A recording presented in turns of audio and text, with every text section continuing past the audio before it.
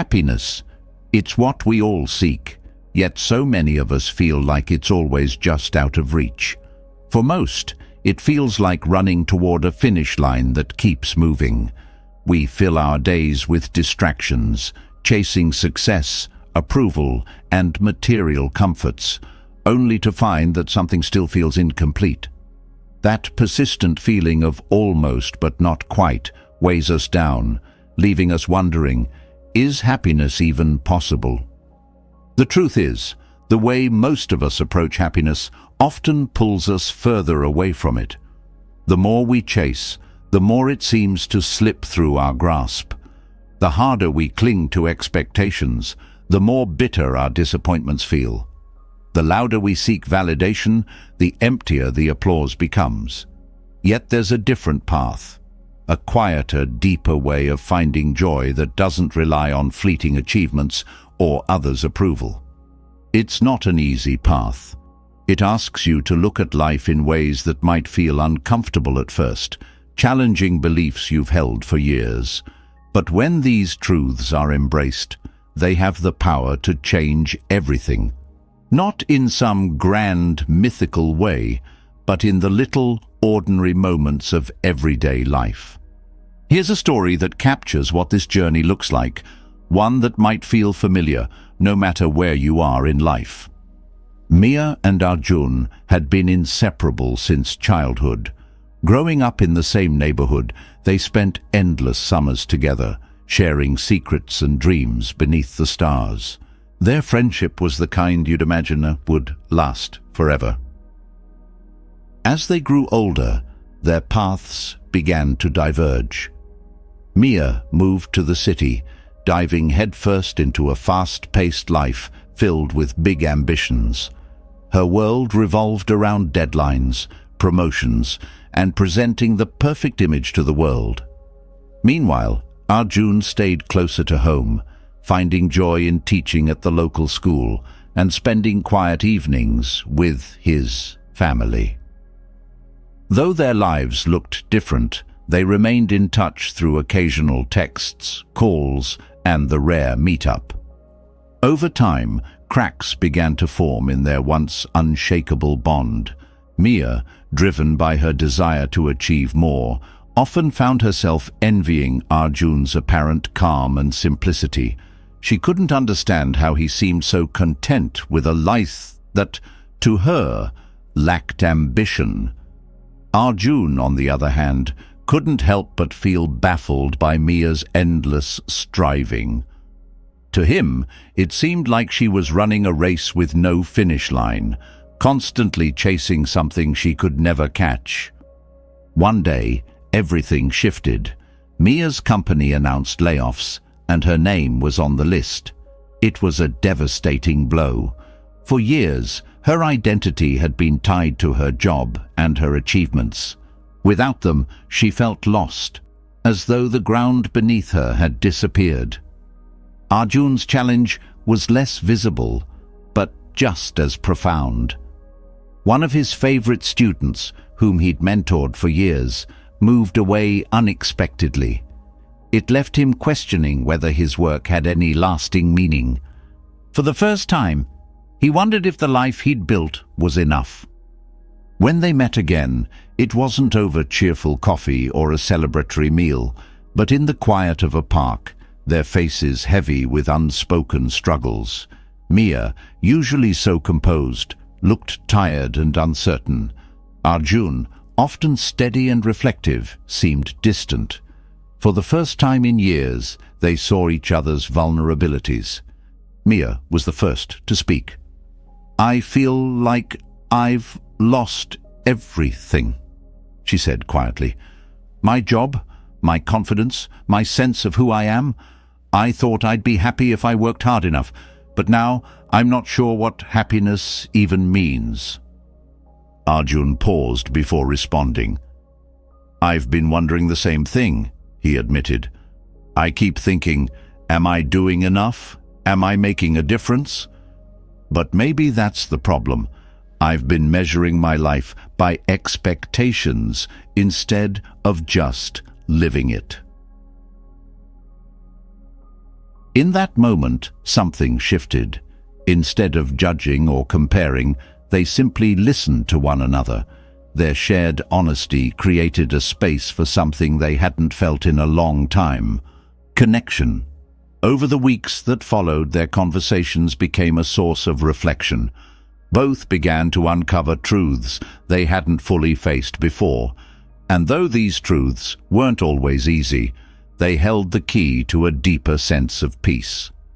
Mia realized how much of her suffering came from seeing herself as the center of everything.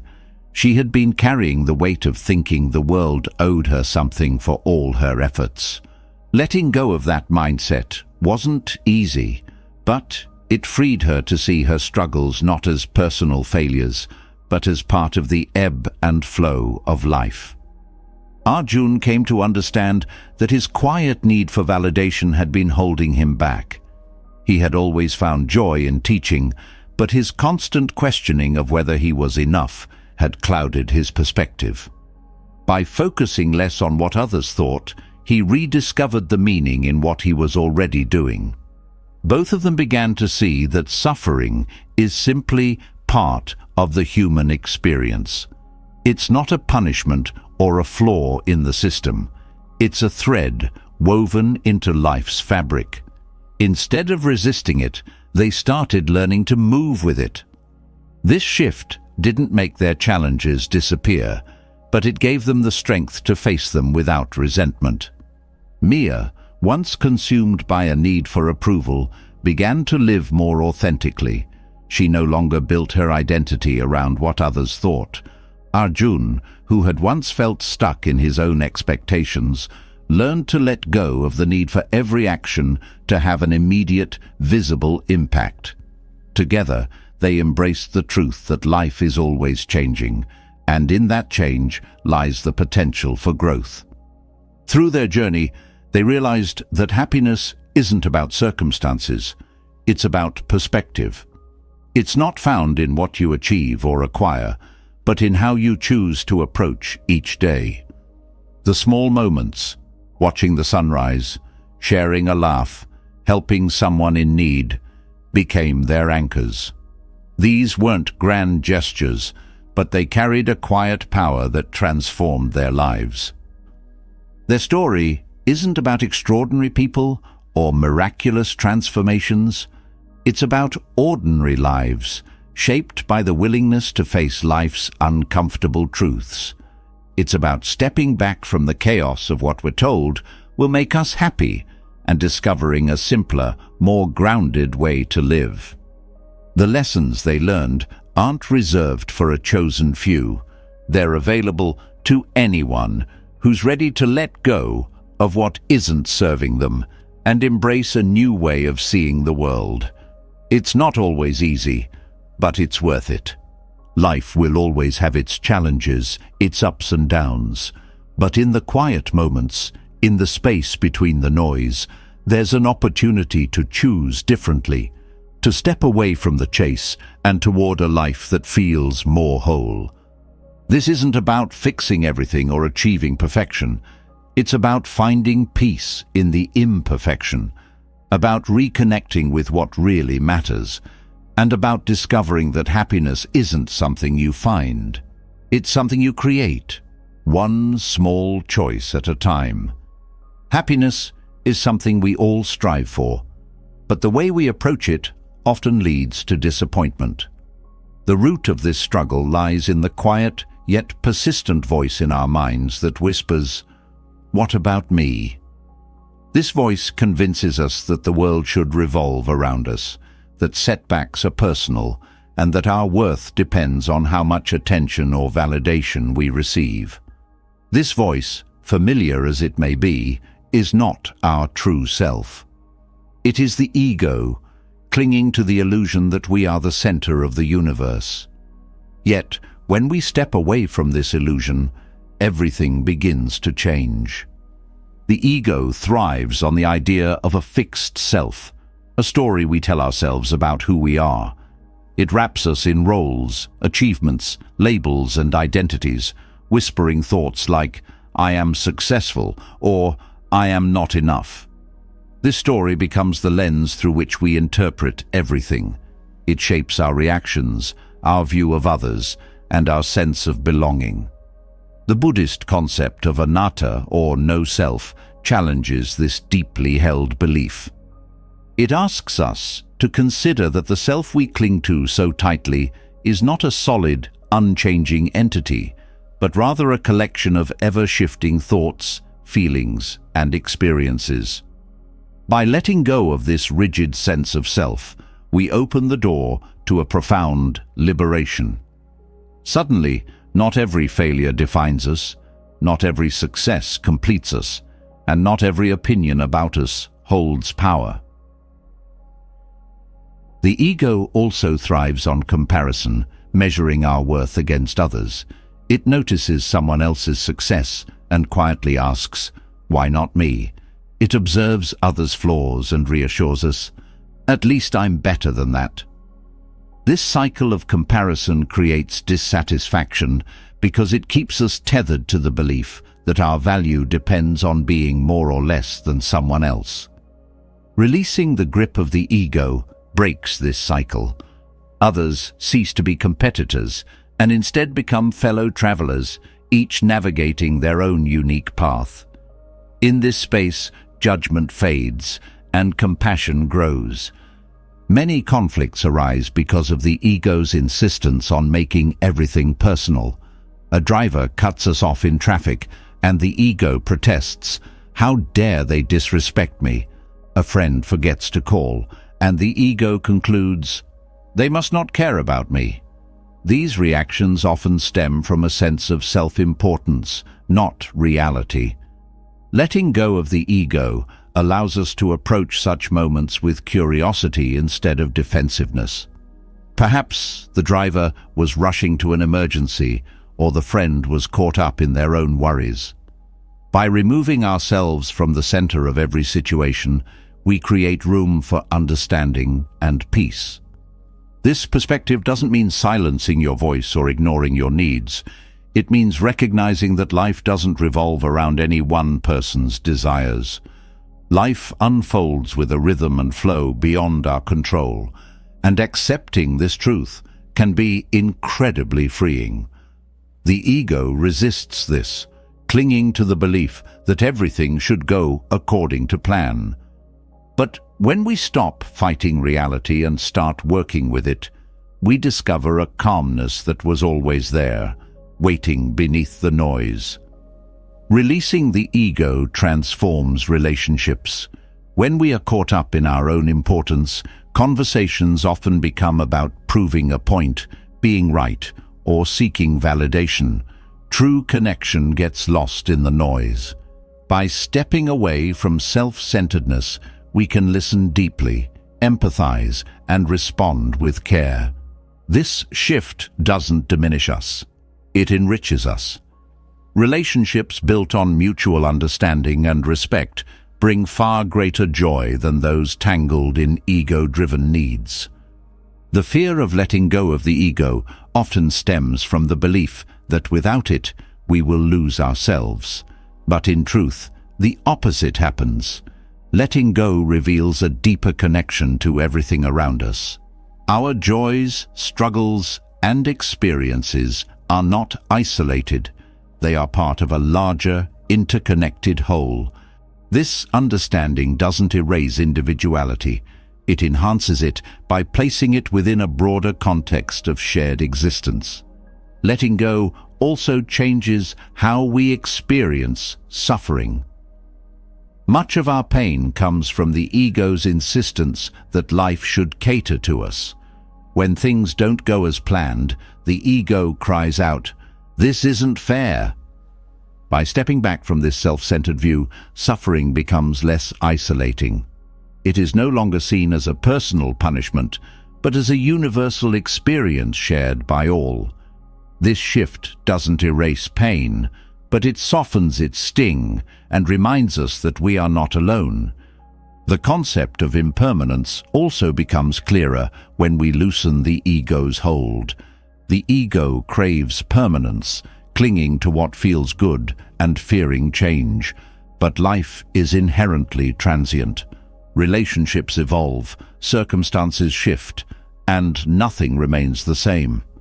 Resisting this truth only creates more suffering. By embracing impermanence, we can find peace in the ever-changing flow of life. Each moment becomes precious, not because it will last forever, but because it won't. Mindfulness plays a vital role in this process. By staying present, we can observe the ego's reactions as they arise. The moment we notice ourselves feeling defensive, slighted, or overly proud, we create an opportunity to pause and reflect.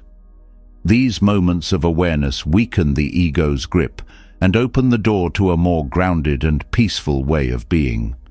Mindfulness teaches us to respond to life with clarity rather than being swept away by the ego's narratives. The practice of letting go also deepens our appreciation for the world around us. Without the constant chatter of self-centered thoughts, the beauty of life becomes more apparent. The kindness of a stranger, the warmth of a sunrise, or the simple pleasure of a shared laugh. All of these moments gain richness and meaning when we step out of our own way. This journey is not about rejecting who we are, but about softening the rigid boundaries that the ego creates. It's about recognizing that the self is not a fixed entity, but a fluid and ever-evolving process. It's about seeing life not as something that happens to us, but as something we are intrinsically a part of. This shift requires patience and compassion. It is not a one-time revelation, but a daily practice of choosing awareness over automatic reactions. As we let go, fear begins to fade. What once felt like losing control now feels like gaining freedom. The walls the ego builds, walls that separate us from others and from life itself, start to crumble. In their place, we find openness, connection, and peace. This isn't a journey toward perfection or enlightenment in some distant sense. It's a journey toward wholeness, toward embracing life as it is, and toward discovering that happiness was never something to chase. It was always waiting, just beyond the grasp of the ego.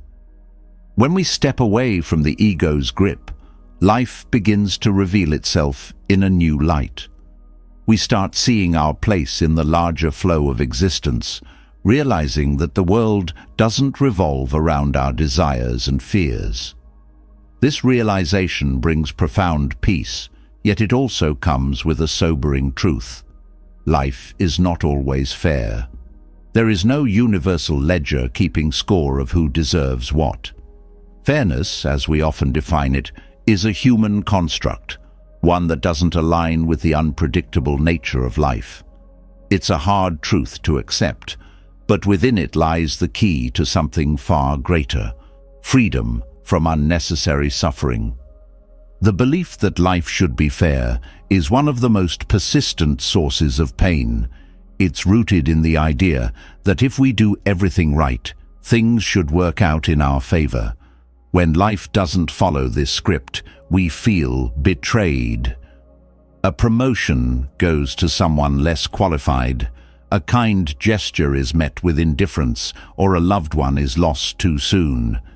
These moments strike at the heart of our expectations, leaving us questioning why bad things happen to good people, or why effort isn't always rewarded.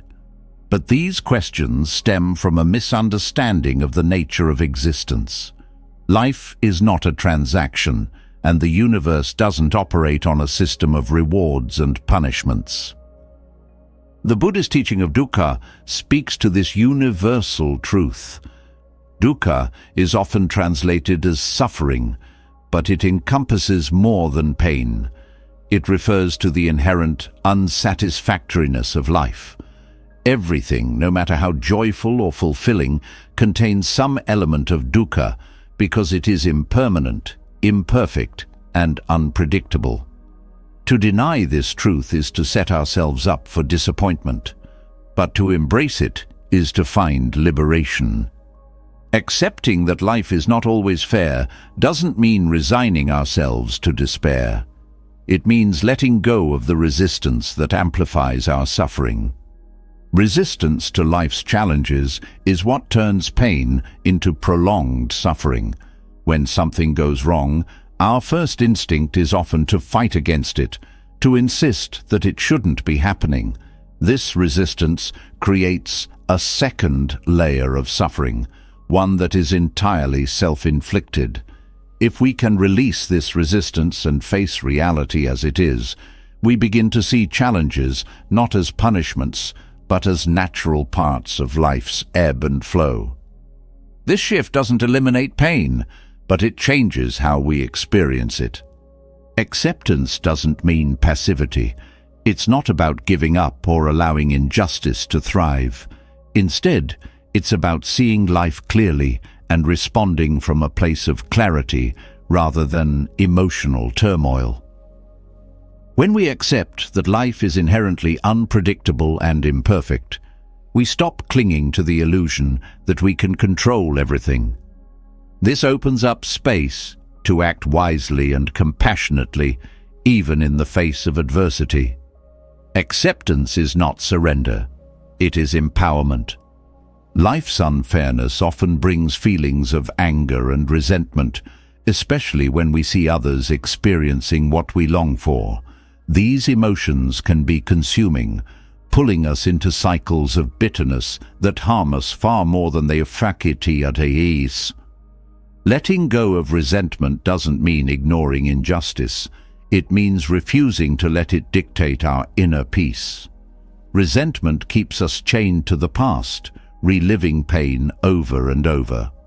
By releasing it, we free ourselves to focus on what we can do in the present.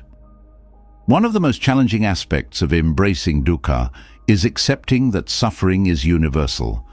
When we are in pain, it's easy to feel isolated, as though no one else could possibly understand what we're going through. But suffering is a shared experience, one that connects us to every other human being. This perspective doesn't diminish our pain, it places it within a broader context. By recognizing the universality of suffering, we cultivate compassion for ourselves and for others. We see that we are not alone and that our struggles are part of the human condition.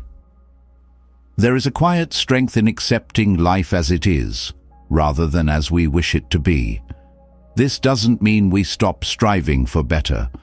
On the contrary, it means we approach life's challenges with a sense of purpose and resilience, rather than frustration and despair. Acceptance allows us to face difficulties head-on, without the added burden of wishing they weren't there. It's a mindset that transforms obstacles into opportunities for growth. Unfairness often feels most acute in relationships. We expect others to treat us as we treat them, to meet our efforts with equal energy. When this doesn't happen, it can feel deeply personal. But relationships, like life, are not transactional. People bring their own histories, struggles, and limitations to every interaction. By letting go of the expectation that relationships should always be fair, we create room for genuine connection. We learn to give without demanding, to forgive without keeping score, and to love without conditions. This doesn't mean accepting mistreatment or lowering our standards. Boundaries remain essential. But when we release the idea that fairness is the foundation of all relationships, we stop measuring our worth by how others treat us. We begin to see relationships as opportunities to grow, to learn, and to share, rather than as tests of how much we are valued. Life's unfairness can also be a powerful teacher. It forces us to confront our attachments, our expectations, and our assumptions about what we deserve. These confrontations are uncomfortable, but they hold the potential for profound growth. Every disappointment, every loss, and every failure is an invitation to look inward, to examine where we're holding on too tightly, and to ask what truly matters. This introspection leads to a deeper understanding of ourselves and the world. Embracing dukkha doesn't mean seeking out suffering or glorifying pain. It means recognizing that life's challenges are not obstacles to happiness, but integral parts of it. Joy and sorrow, success and failure, gain and loss. All of these are woven together in the fabric of existence. To live fully is to accept all of it, not just the parts we prefer. This acceptance brings a profound sense of peace. When we stop fighting against life's inherent imperfections, we free up energy that can be directed toward more meaningful pursuits. Instead of clinging to what we think should be, we open ourselves to what is. This shift allows us to experience life more fully, with all its messiness and beauty. The path of acceptance is not an easy one. It requires us to let go of deeply ingrained beliefs about fairness, control, and deservingness. It asks us to face our pain without turning away, to sit with discomfort without trying to escape it. But in doing so, we discover a strength we didn't know we had. We realize that we are capable of facing life's challenges with grace and resilience. Life's unfairness also teaches us gratitude.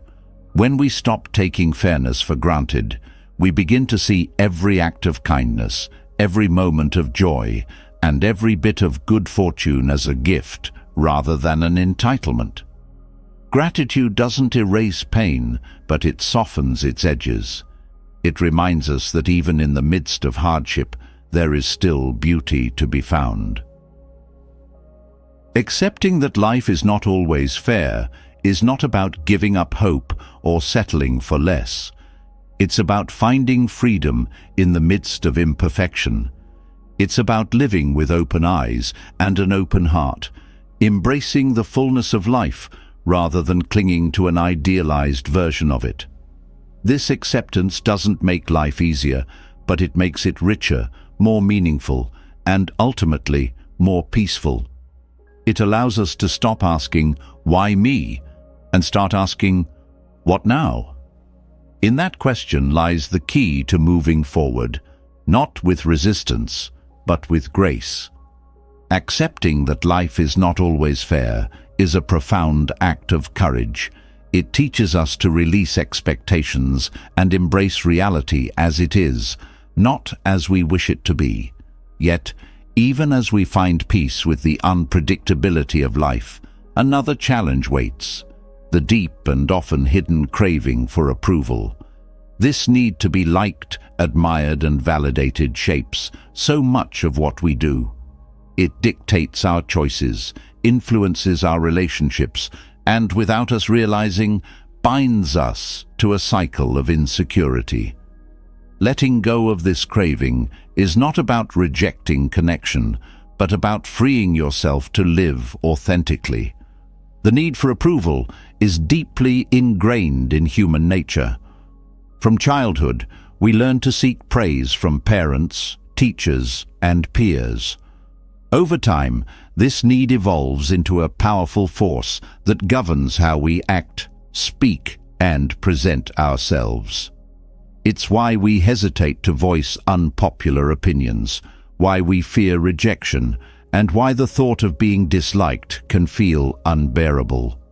The craving for approval is often disguised as a desire to connect, but in truth, it is a barrier to genuine relationships.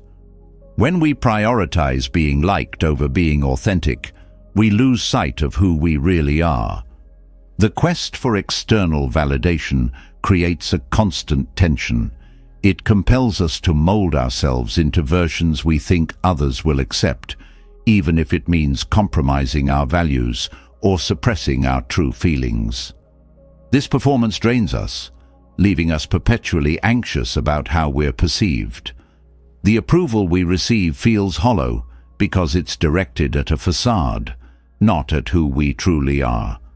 By detaching from the need for validation, we break free from this exhausting cycle and open the door to real connection.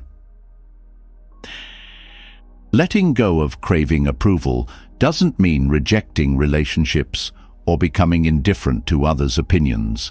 It means shifting the foundation of your self-worth from external to internal. When your sense of value comes from within, you're no longer at the mercy of others' judgments. Their praise or criticism may still affect you, but it won't define you. This inner strength allows you to navigate relationships with greater confidence and clarity. Craving approval often stems from fear of rejection, judgment, or loneliness. These fears keep us tethered to the idea that we need others' acceptance to feel complete. But rejection is not a reflection of your worth. It's a reflection of compatibility. Not everyone will resonate with who you are, and that's okay. When you let go of the need for universal approval, you free yourself to connect with those who truly align with your values and energy. Authenticity is one of the most powerful byproducts of releasing the need for validation. When you stop tailoring your actions to gain approval, you start living in alignment with your true self. This authenticity attracts people who appreciate you for who you are, not for who you're pretending to be. Relationships built on authenticity are more meaningful and fulfilling because they are rooted in mutual respect and understanding. The process of detaching from approval begins with self-awareness. Pay attention to the moments when you feel compelled to seek validation. Notice how it shapes your words and actions. This awareness is not about judgment, but about understanding the patterns that drive your behavior. Once you recognize these patterns, you can begin to challenge them. Ask yourself why others' opinions carry so much weight. Often you'll find that the answer lies in old insecurities or learned beliefs that no longer serve you. Another key to letting go of craving approval is embracing vulnerability. When you allow yourself to be seen as you are, imperfections and all, you create space for deeper connections. Vulnerability is not weakness. It's the courage to show up authentically, even when there's a risk of rejection. Paradoxically, this openness often inspires trust and admiration because it resonates with the shared humanity in all of us. Craving approval also limits your growth. When you focus on pleasing others, you avoid risks and challenges that might invite criticism. But growth requires stepping outside your comfort zone, making mistakes, and learning from them. By detaching from the need for validation, you give yourself permission to explore, experiment, and evolve without fear of what others might think. Releasing the need for approval involves re-examining your relationships. Some connections may be built entirely on the pursuit of validation, and these can feel draining or unbalanced. As you shift away from seeking approval, you may find that some relationships naturally fade. While this can be painful, it creates space for connections that are more genuine and aligned with who you are becoming. This shift also extends to how you give approval. When you no longer crave validation, you're less likely to offer it as a tool for manipulation or control. Instead, your appreciation becomes a sincere expression of care and support. This shift enriches your interactions and deepens your bonds with others. Letting go of craving approval doesn't mean becoming impervious to feedback. Constructive criticism is valuable because it helps you grow and refine your understanding of yourself. The difference is that when you're not attached to others' approval, you can discern which feedback is helpful and which is not. You can listen without internalizing every comment as a measure of your worth. The freedom that comes from releasing the need for approval is transformative. You begin to live with greater authenticity, courage, and joy. Your relationships improve because they are no longer based on performance, but on genuine connection. You discover that your worth is not something that others bestow upon you. It is something that already exists within you. As you let go of craving approval, you also find greater peace in disagreement. You no longer feel the need to prove yourself or win others over. This doesn't mean becoming passive or indifferent. It means choosing your battles wisely and recognizing that some differences are not meant to be resolved. This acceptance allows you to focus on what truly matters and to invest your energy in relationships and pursuits that align with your values. The journey of detaching from external validation is not about isolating yourself or rejecting community. It's about creating a solid foundation of self-worth so that your connections with others are not driven by need, but by choice. It's about embracing the freedom to be yourself and allowing others the same freedom. This mutual respect fosters deeper, more meaningful interactions. Letting go of the need for approval is a process, one that requires patience and compassion. It's not about flipping a switch, but about gradually shifting your perspective and habits. Each step you take toward detachment brings you closer to a life of greater authenticity, peace, and connection. It allows you to reclaim your power and live in alignment with your true self. Letting go of the need for approval unlocks a profound sense of freedom.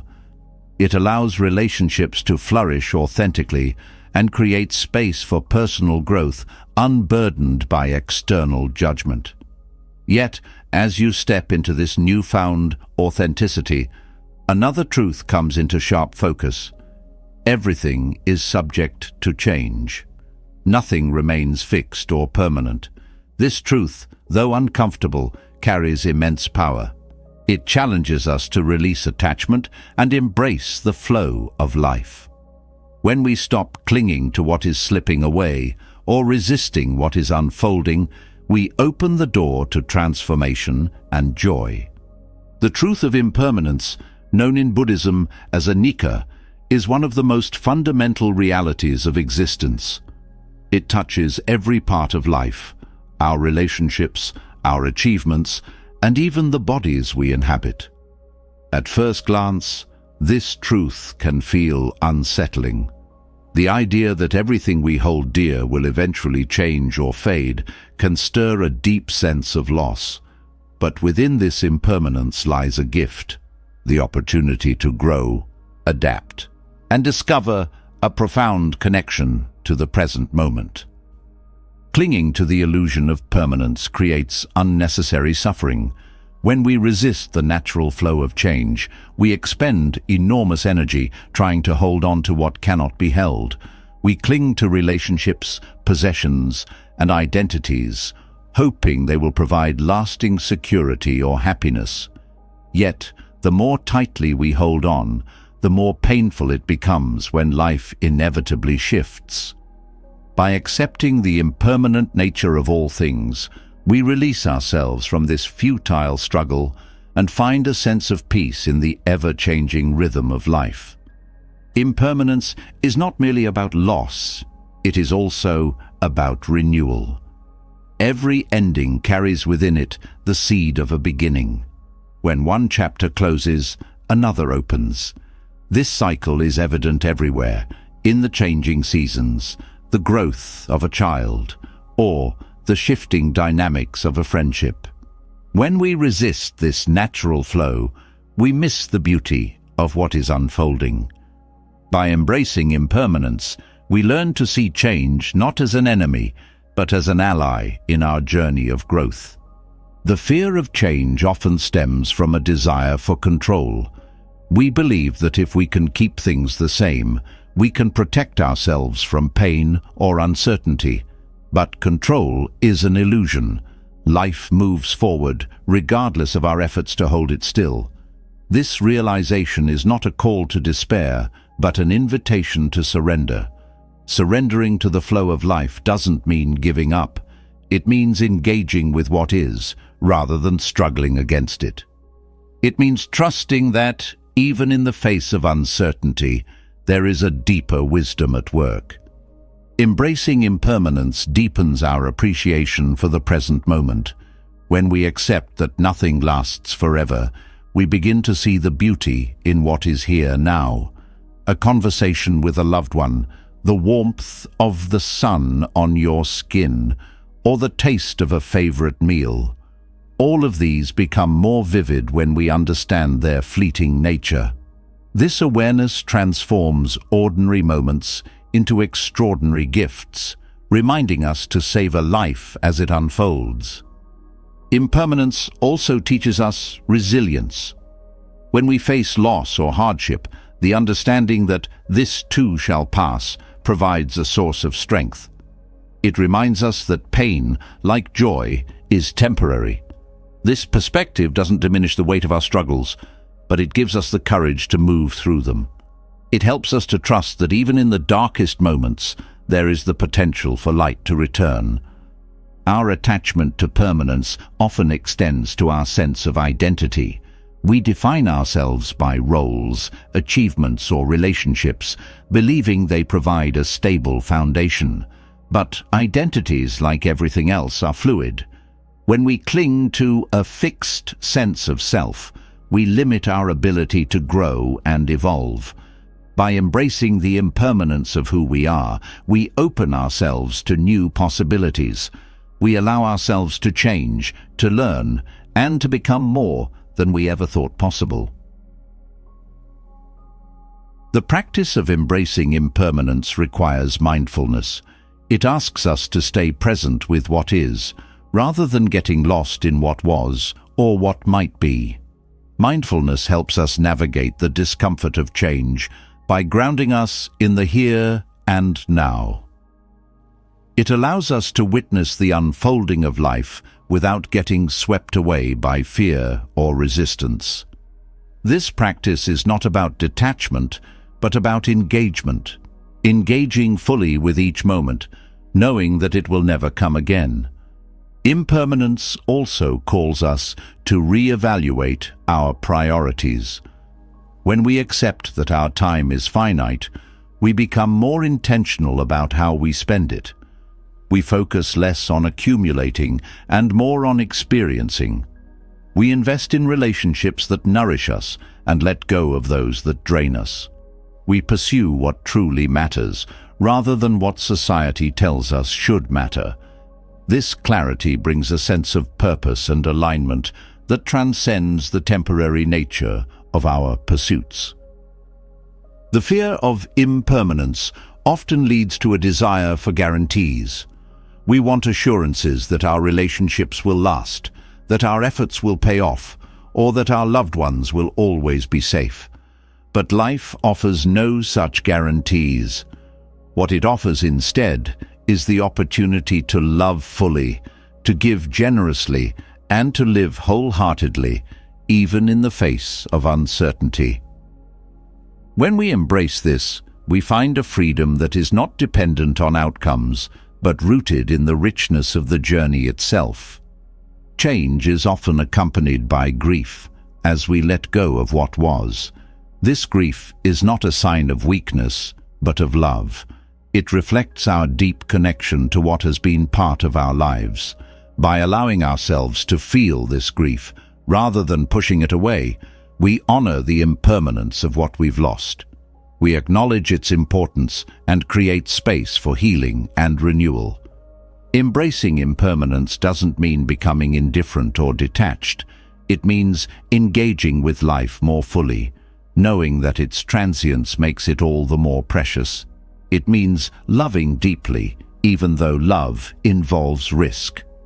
It means pursuing dreams, even though success is not guaranteed. It means showing up for life, even when it feels uncertain or overwhelming. Impermanence also invites us to cultivate gratitude. When we recognize that nothing is permanent, we begin to see the extraordinary in the ordinary. We become grateful for the people, experiences, and opportunities that come into our lives, even if only for a moment. Gratitude doesn't erase the pain of loss, but it helps us hold it alongside the joy of what has been. The truth of impermanence challenges us to release attachment, not just to things or people, but to outcomes and expectations. Attachment creates tension because it ties our happiness to something outside of ourselves. When we release this attachment, we find a sense of freedom that is not dependent on external circumstances. This doesn't mean we stop caring. It means we care without clinging. We love without possessing. We strive without obsessing. This balance allows us to engage with life fully, without being consumed by it. Through the lens of impermanence, we begin to see change as a teacher. Every transition, whether joyful or painful, holds lessons for those willing to learn. Loss teaches us about resilience. Uncertainty teaches us about trust. Endings teach us about new beginnings. When we approach change with curiosity rather than fear, we unlock its transformative power. The practice of embracing impermanence is not about becoming indifferent or stoic. It's about living with open eyes and an open heart. It's about finding beauty in the fleeting nature of life, knowing that its transience makes it all the more meaningful. It's about showing up for each moment, fully present and fully alive, because this moment, like all others, will pass. And in its passing, it leaves behind the gift of growth, the gift of connection, and the gift of being truly alive. Embracing impermanence teaches us to flow with life, to release what no longer serves us, and to find beauty in the transient nature of every moment. But as life shifts and changes, another profound truth emerges. Happiness is not something handed to us by circumstances. It is not a treasure we stumble upon or a gift bestowed by fate. Happiness is a choice, a deliberate act of cultivating contentment through how we perceive the world and how we engage with it. Choosing happiness requires a deep shift in perspective. It begins with right view, a concept in Buddhism that emphasizes seeing life clearly and understanding its true nature. Right view reminds us that suffering arises not from the external world, but from how we interpret and react to it. When we view challenges as insurmountable, they become heavy burdens. When we see them as opportunities for growth, they become stepping stones. This shift in perspective doesn't erase difficulty, but transforms how we approach it. The choice to be happy is grounded in recognizing what we can and cannot control. So often, we tether our happiness to external events, believing that if only circumstances were different, we would finally feel content. But life is unpredictable, and external conditions are rarely under our control. By focusing on our internal responses instead of external situations, we reclaim our power. This focus allows us to navigate life's ups and downs with greater resilience and clarity. Right action complements right view by emphasizing the importance of how we respond to life's circumstances. It's not enough to see clearly. We must also act in ways that align with our values and promote well-being. Happiness is cultivated through small, intentional acts, choosing kindness over anger, gratitude over entitlement, and patience over frustration. These choices, though simple, create a ripple effect that transforms our inner world. Choosing happiness means letting go of the illusion that life must be perfect for us to be content. Perfection is an unattainable standard that keeps us trapped in a cycle of dissatisfaction. Instead, we can choose to find joy in the imperfect, the ordinary, and the mundane. A cup of tea shared with a friend, the warmth of sunlight on your face, or the sound of laughter. These moments are fleeting, yet they hold immense beauty when we allow ourselves to be present with them. Contentment arises when we learn to appreciate what we have, rather than constantly striving for more. This doesn't mean we stop pursuing goals or dreams. It means we do so from a place of gratitude rather than lack. Gratitude shifts our focus from what is missing to what is already abundant. It reminds us that happiness is not about having everything, but about appreciating what we have. One of the most practical ways to choose happiness is through mindfulness. Mindfulness teaches us to anchor ourselves in the present moment, where happiness is always accessible. When our minds wander to regrets about the past or worries about the future, we lose touch with the here and now. By bringing our attention back to the present, we reconnect with the simple joys and profound peace that exist in every moment. Happiness also grows through connection with ourselves, with others, and with the world around us. When we nurture relationships built on authenticity and mutual respect, we create a sense of belonging that enriches our lives. Acts of kindness and service further deepen this connection. Helping others not only uplifts them, but also fills us with a sense of purpose and fulfillment. Letting go of comparison is another key to choosing happiness. The habit of comparing ourselves to others fuels envy and diminishes our appreciation for our own lives. By focusing on our unique journey, we free ourselves from the endless cycle of measuring up. This shift allows us to celebrate our successes, learn from our challenges, and find contentment in our progress.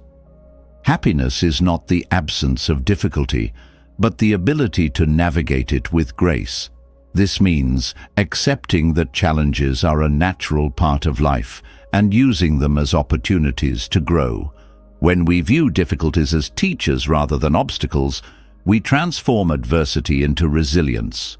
This resilience becomes a foundation upon which lasting happiness is built. Choosing happiness requires us to align our actions with our values. When our actions reflect what truly matters to us, we experience a sense of harmony and fulfillment. This alignment might mean prioritizing time with loved ones, pursuing meaningful work, or taking care of our health. It's not about grand gestures, but about consistent, intentional choices that bring us closer to what we value most. Happiness also flourishes when we release the need for external validation. When our sense of worth depends on others' opinions, we hand over our power. True contentment comes from knowing that we are enough, just as we are. This self-acceptance creates a stable foundation for happiness that isn't shaken by external circumstances. Forgiveness is another powerful tool for cultivating happiness. Holding on to resentment and anger weighs us down, keeping us tied to past pain. Forgiveness doesn't mean condoning harm, but choosing to free ourselves from its grip. By letting go of what no longer serves us, we create space for peace and joy. Happiness is a practice, not a destination. It's cultivated through daily habits and choices. Setting intentions each morning, reflecting on moments of gratitude each evening, and staying present throughout the day are small but powerful practices that nurture contentment. Over time, these practices become second nature, creating a life rooted in joy and resilience. A key element of choosing happiness is learning to let go of expectations. Expectations often lead to disappointment because they set rigid standards for how life should unfold. When we release these expectations, we open ourselves to the possibility of being surprised by joy. This doesn't mean lowering our standards, but approaching life with curiosity and openness. Happiness also grows through simplicity. In a world that often equates success with busyness and accumulation, simplicity offers a refreshing alternative. By decluttering our lives, physically, mentally, and emotionally, we create space for what truly matters. Simplicity allows us to focus on experiences over possessions, quality over quantity, and presence over distraction. Ultimately, choosing happiness means taking responsibility for our well-being. It's recognizing that while we can't control everything that happens to us, we can control how we respond. This responsibility is not a burden but a gift. It empowers us to shape our lives in ways that align with our values, aspirations, and deepest joys. Happiness is not something we find outside of ourselves. It is something we cultivate within. It grows through intentional choices, meaningful connections, and a deep appreciation for the present moment. It is not handed to us by circumstances, but created by how we perceive and engage with the world. By choosing happiness, we reclaim our power and embrace life with open hearts and open minds. Happiness, as a choice, rests on understanding that it is not given by external circumstances, but cultivated from within. Yet, even as we take steps to ground ourselves in contentment, a deeper truth must be confronted. Much of our suffering stems from clinging to desires. Whether it is a longing for material possessions, emotional validation, or an imagined future, craving becomes a relentless cycle that traps us in dissatisfaction. To release ourselves from this cycle is to transform how we experience life, moving from a mindset of scarcity to one of profound abundance and peace.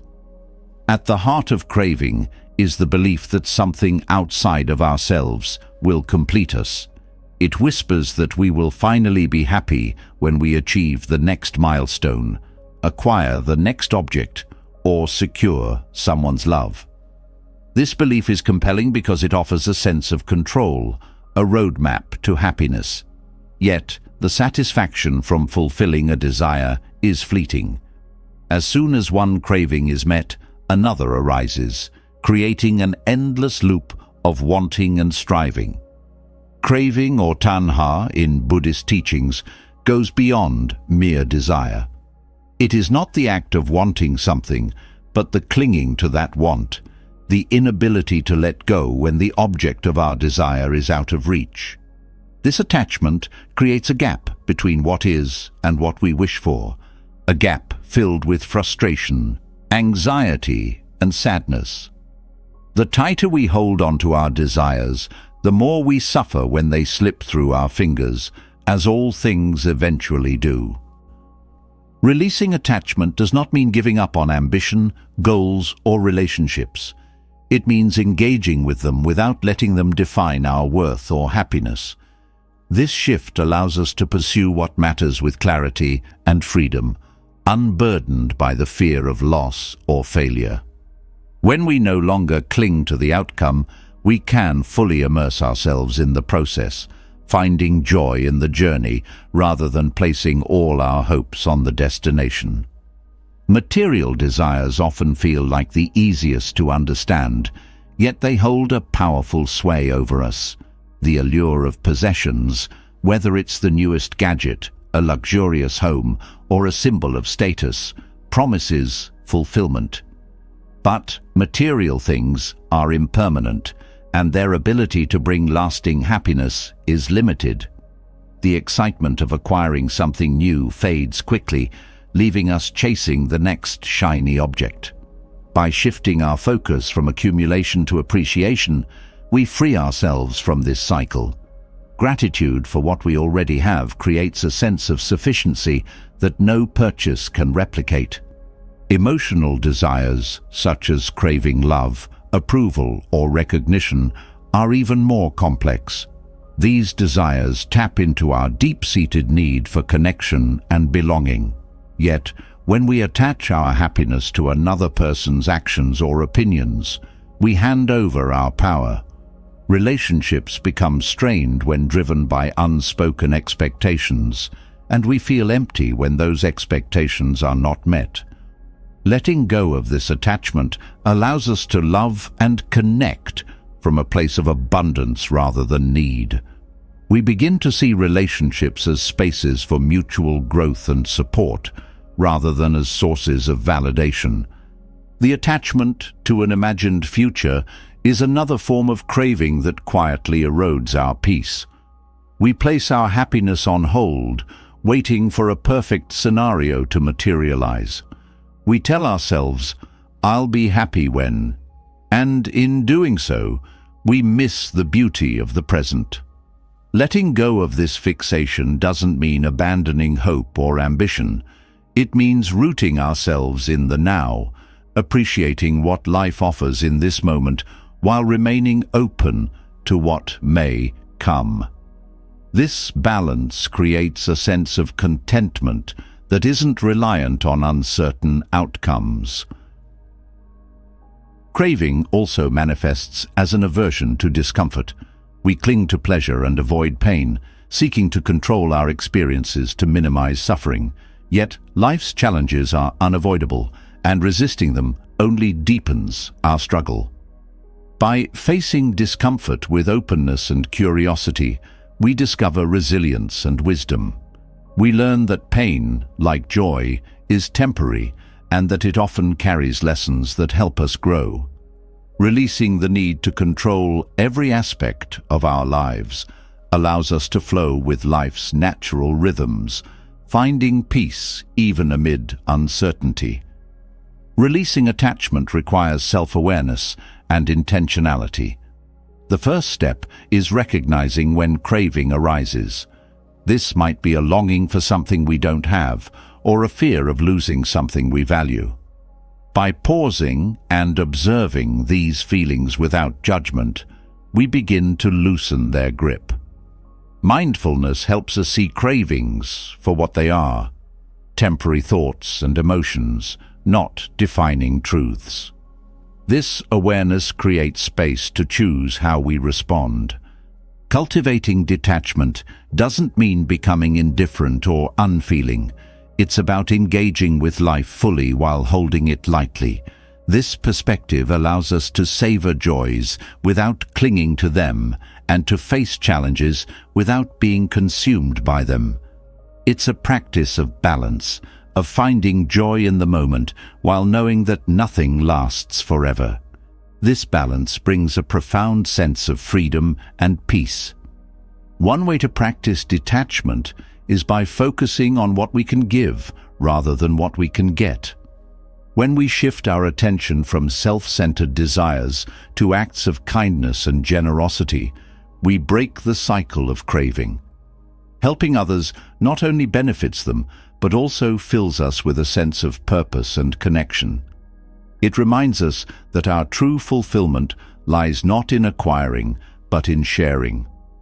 Releasing attachment also invites us to simplify our lives. The more we accumulate, whether it's possessions, commitments, or expectations, the heavier our burdens become.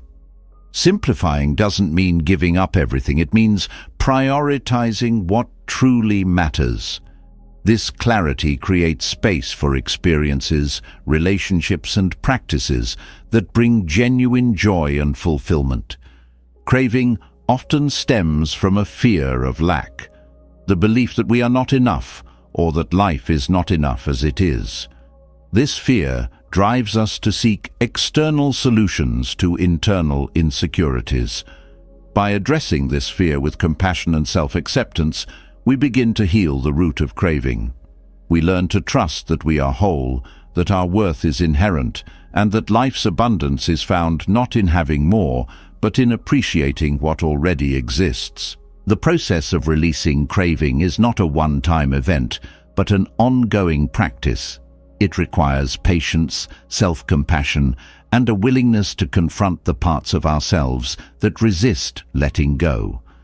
Each moment of awareness, each small step toward detachment, strengthens our ability to live with greater freedom and peace. Over time, we discover that life's richness is not in what we hold on to, but in what we are willing to release. In letting go, we find that we already have everything we need. Releasing attachment to desires opens the door to freedom, allowing us to experience life with a sense of wholeness that is not tied to what we have or achieve. Yet, even as we let go of cravings, another subtle source of suffering remains: our expectations. Expectations shape how we perceive and interact with the world, quietly dictating how we believe things should unfold.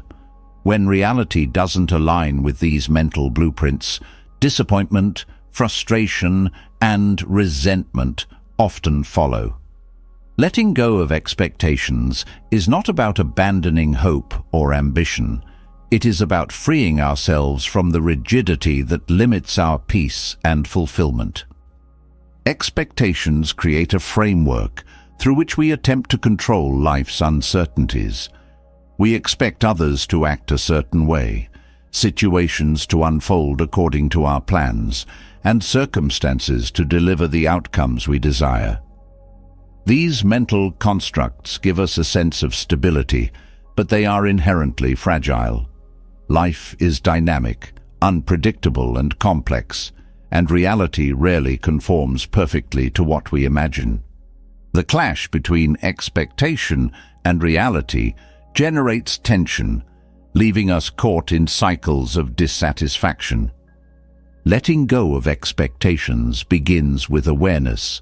Often, we hold expectations so tightly that we fail to recognize them for what they are: assumptions, not guarantees.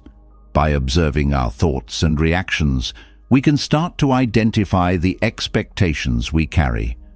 This process isn't about judgment, but about curiosity. Why do we expect certain outcomes? What beliefs fuel these expectations? This self-awareness is the first step toward releasing the grip of unmet assumptions. One of the most significant ways expectations shape our lives is through relationships. We expect loved ones to understand our needs, colleagues to appreciate our contributions, and strangers to treat us with courtesy. When these expectations aren't met, it feels personal, as though something has been taken from us. But people bring their own histories, struggles, and perspectives to every interaction. By letting go of rigid expectations, we create space for genuine connection. We stop demanding that others fit into our mold and start appreciating them for who they truly are. The shift of see may me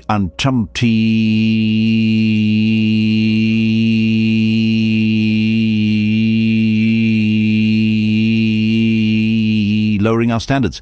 It means approaching relationships with openness and flexibility, recognizing that others are not responsible for meeting every need or fulfilling every hope. This perspective allows us to engage with others from a place of mutual respect and understanding, rather than disappointment or entitlement.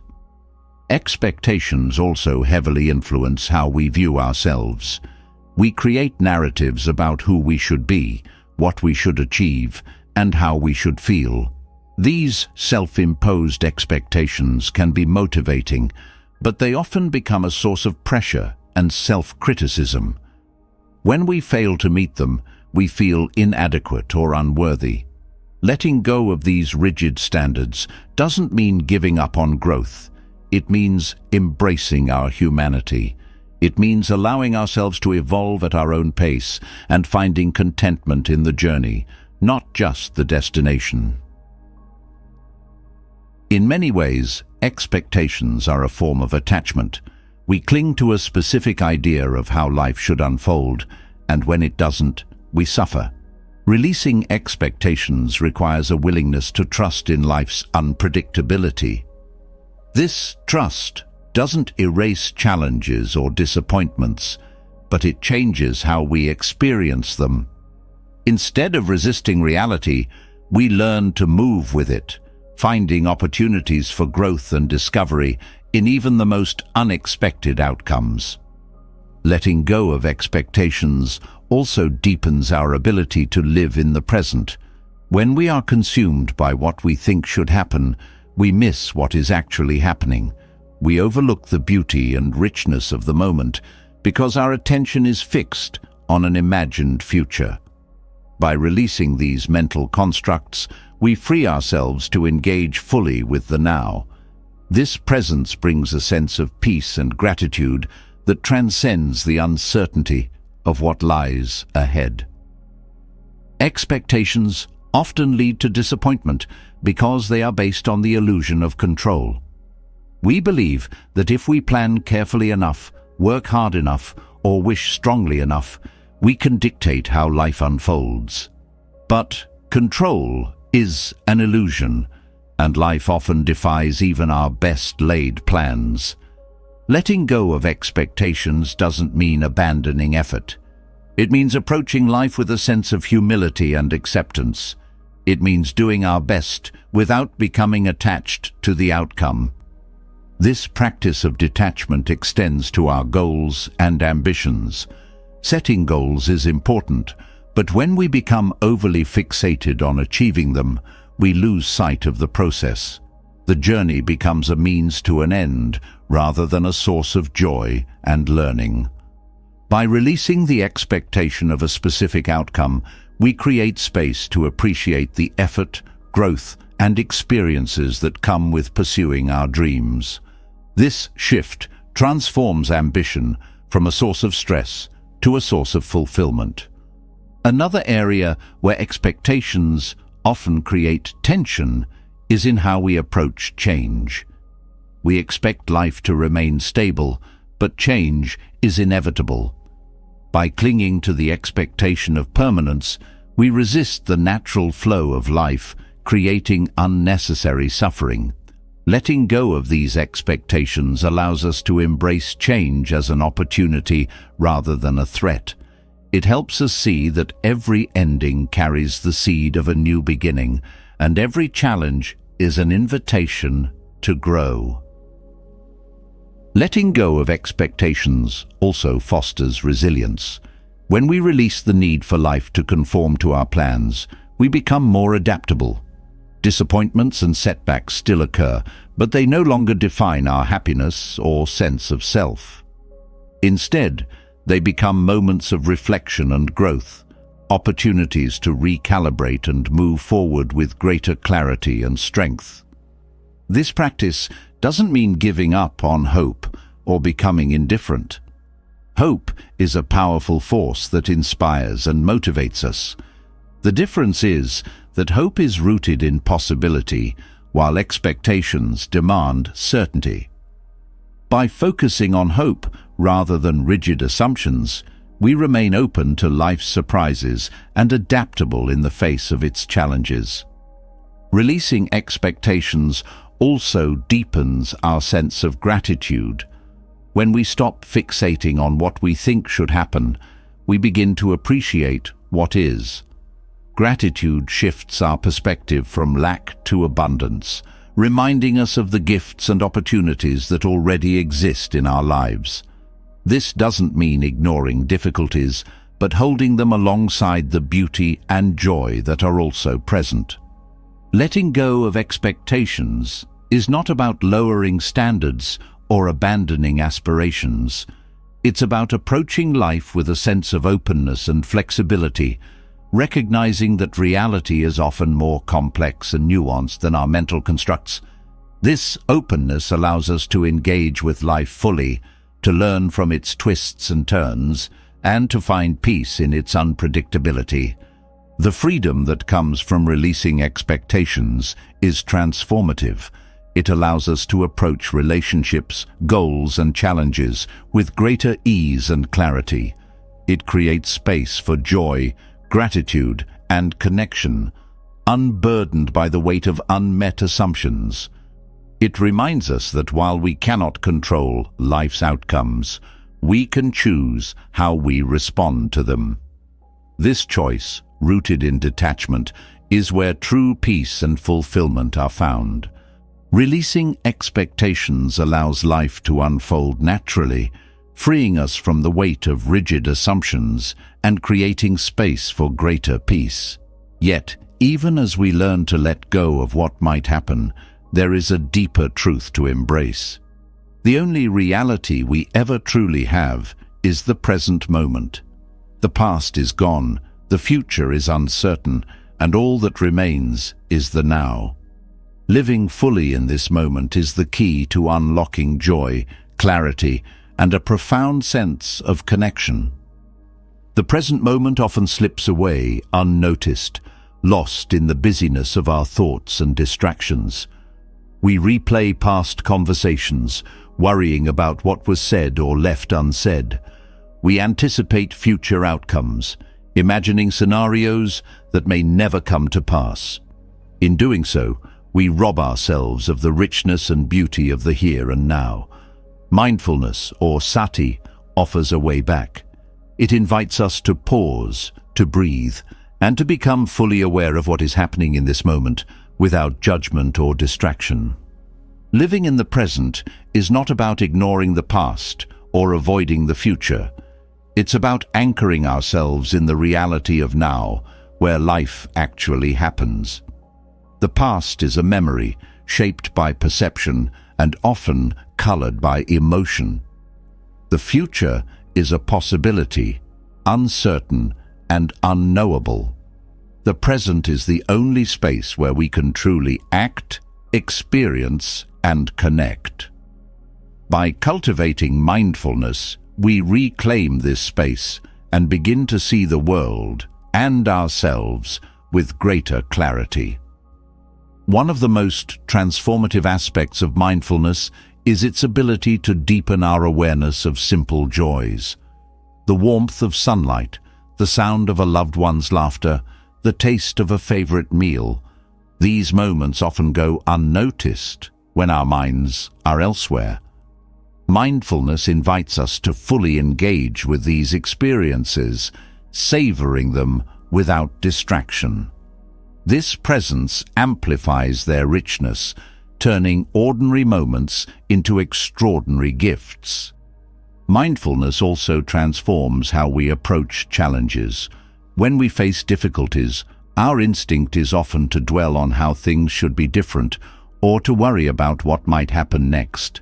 This mental spiral intensifies our suffering, pulling us further from the present.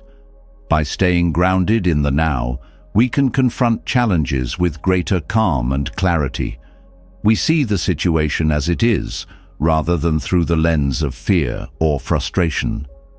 This perspective allows us to respond thoughtfully, rather than reacting impulsively. Practicing mindfulness doesn't mean forcing the mind to be still or empty. It means observing thoughts, feelings, and sensations as they arise, without clinging to them or pushing them away. This practice cultivates a sense of spaciousness, where we are no longer caught up in the constant stream of mental chatter. We begin to see thoughts for what they are: temporary, fleeting, and often disconnected from reality.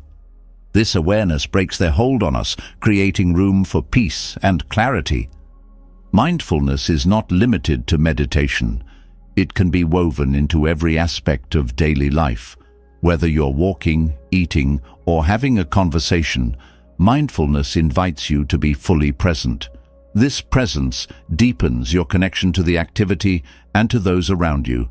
It allows you to listen more attentively, speak more thoughtfully, and act more intentionally. Over time, mindfulness becomes a way of living, enriching even the simplest moments. One of the greatest gifts of mindfulness is its ability to quiet the mind. In a world filled with noise and distraction, the ability to pause and focus on the present is a rare and precious skill. This quietness doesn't mean silence. It means being attuned to what truly matters. It means noticing the subtle beauty of life, the kindness of a stranger, or the stillness of a quiet moment. This awareness creates a sense of gratitude and wonder that transcends the chaos of daily life. Mindfulness also helps us break free from the grip of negative emotions. When we feel anger, sadness, or fear, our instinct is often to resist or suppress these feelings. But resistance only strengthens their hold. Mindfulness teaches us to approach emotions with curiosity and compassion, allowing them to arise and pass without judgment. This approach diffuses their intensity and reveals the underlying thoughts and beliefs that fuel them. By understanding these patterns, we gain the freedom to choose how we respond. The practice of mindfulness also deepens our sense of connection to others. When we are fully present, we can truly see and hear those around us. We notice their expressions, their tone, and their emotions, creating a space for empathy and understanding. This presence fosters deeper, more meaningful relationships, where both parties feel valued and heard. Mindfulness is also a powerful tool for managing stress. Much of our stress comes from worrying about what might happen or regretting what has already occurred. These thoughts pull us out of the present, creating a sense of unease that feeds on itself. By returning to the here and now, we interrupt this cycle. We ground ourselves in what is real and tangible, finding stability even in the midst of uncertainty. The journey of mindfulness is not about achieving perfection, but about cultivating awareness.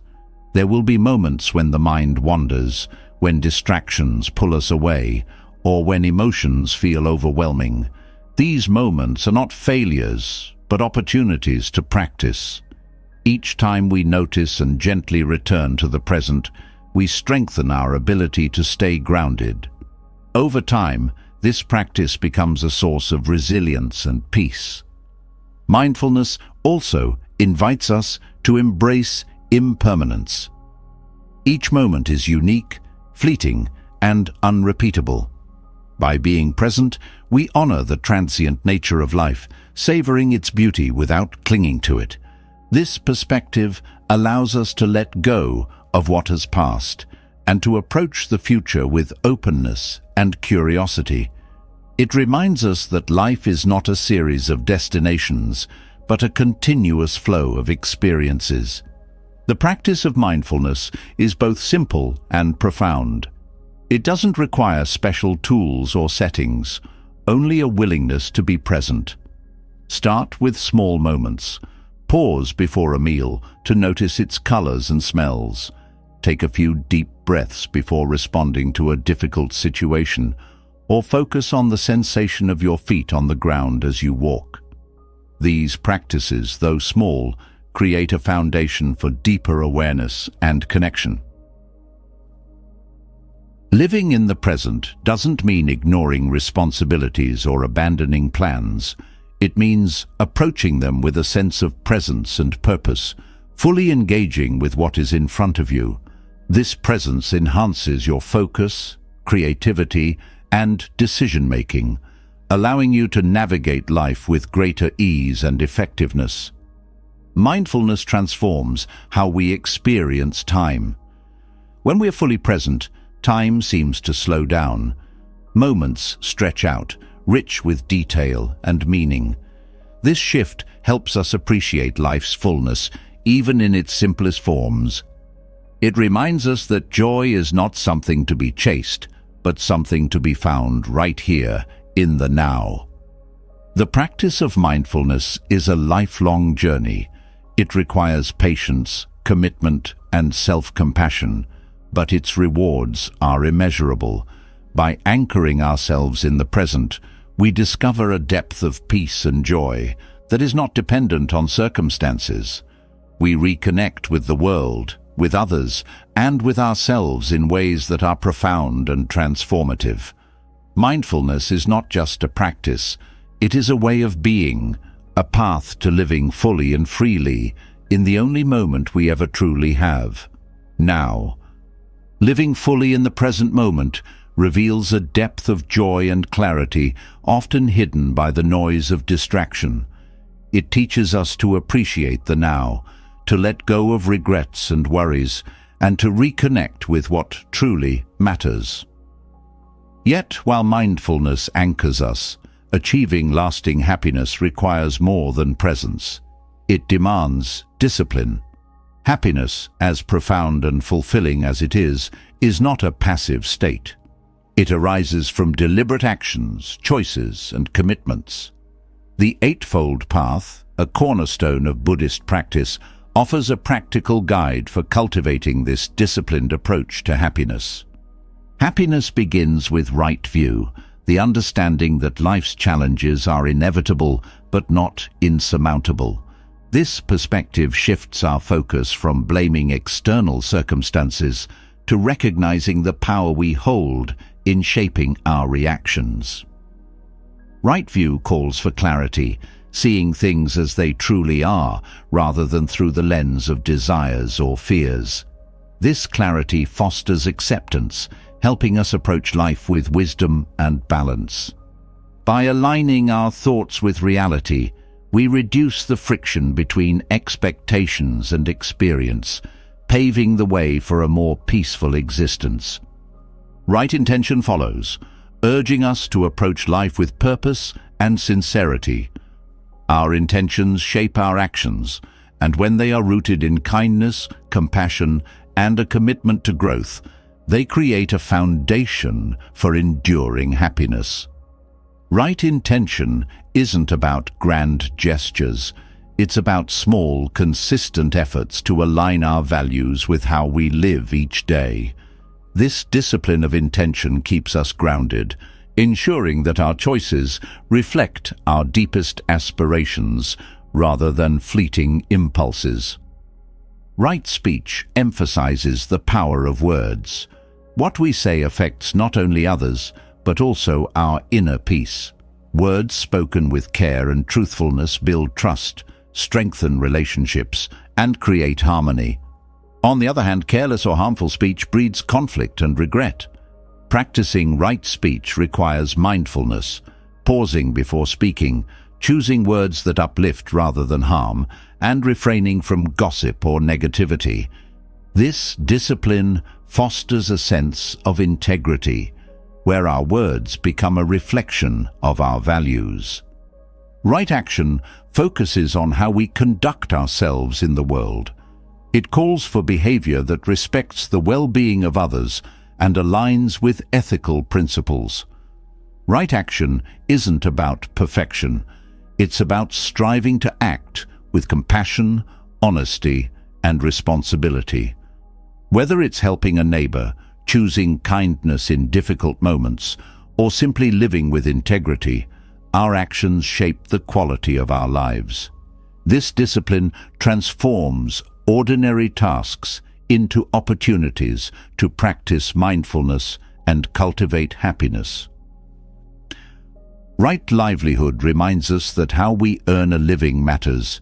It encourages work that aligns with our values and contributes positively to the world. This principle doesn't necessarily mean finding the perfect job, but rather approaching our work with intention and care.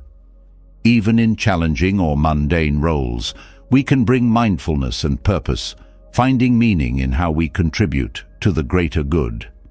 This alignment between work and values creates a sense of fulfillment that transcends the daily grind. Right effort speaks to the discipline of balancing energy. It calls for avoiding extremes, neither being too lax nor overly rigid. Right effort involves cultivating habits that support our growth while letting go of those that hinder it. This principle reminds us that happiness requires consistent effort, not perfection. Whether it's committing to meditation, prioritizing health, or fostering positive relationships, the discipline of effort ensures that we stay aligned with our aspirations. Right. Mindfulness deepens our connection to the present.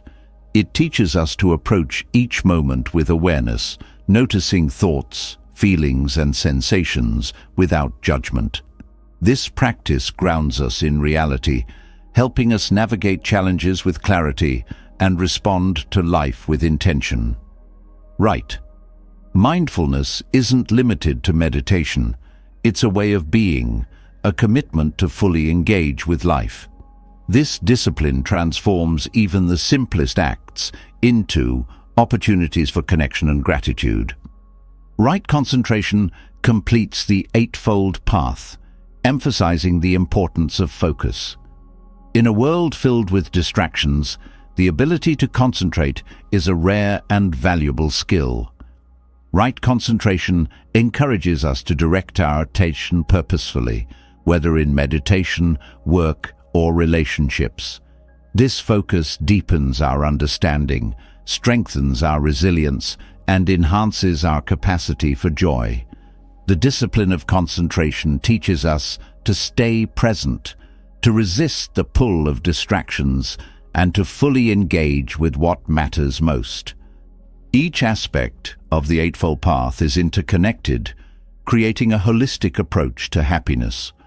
Together, they guide us toward a life of balance, where our thoughts, words, and actions align with our values. This alignment doesn't eliminate challenges, but equips us to face them with grace and clarity.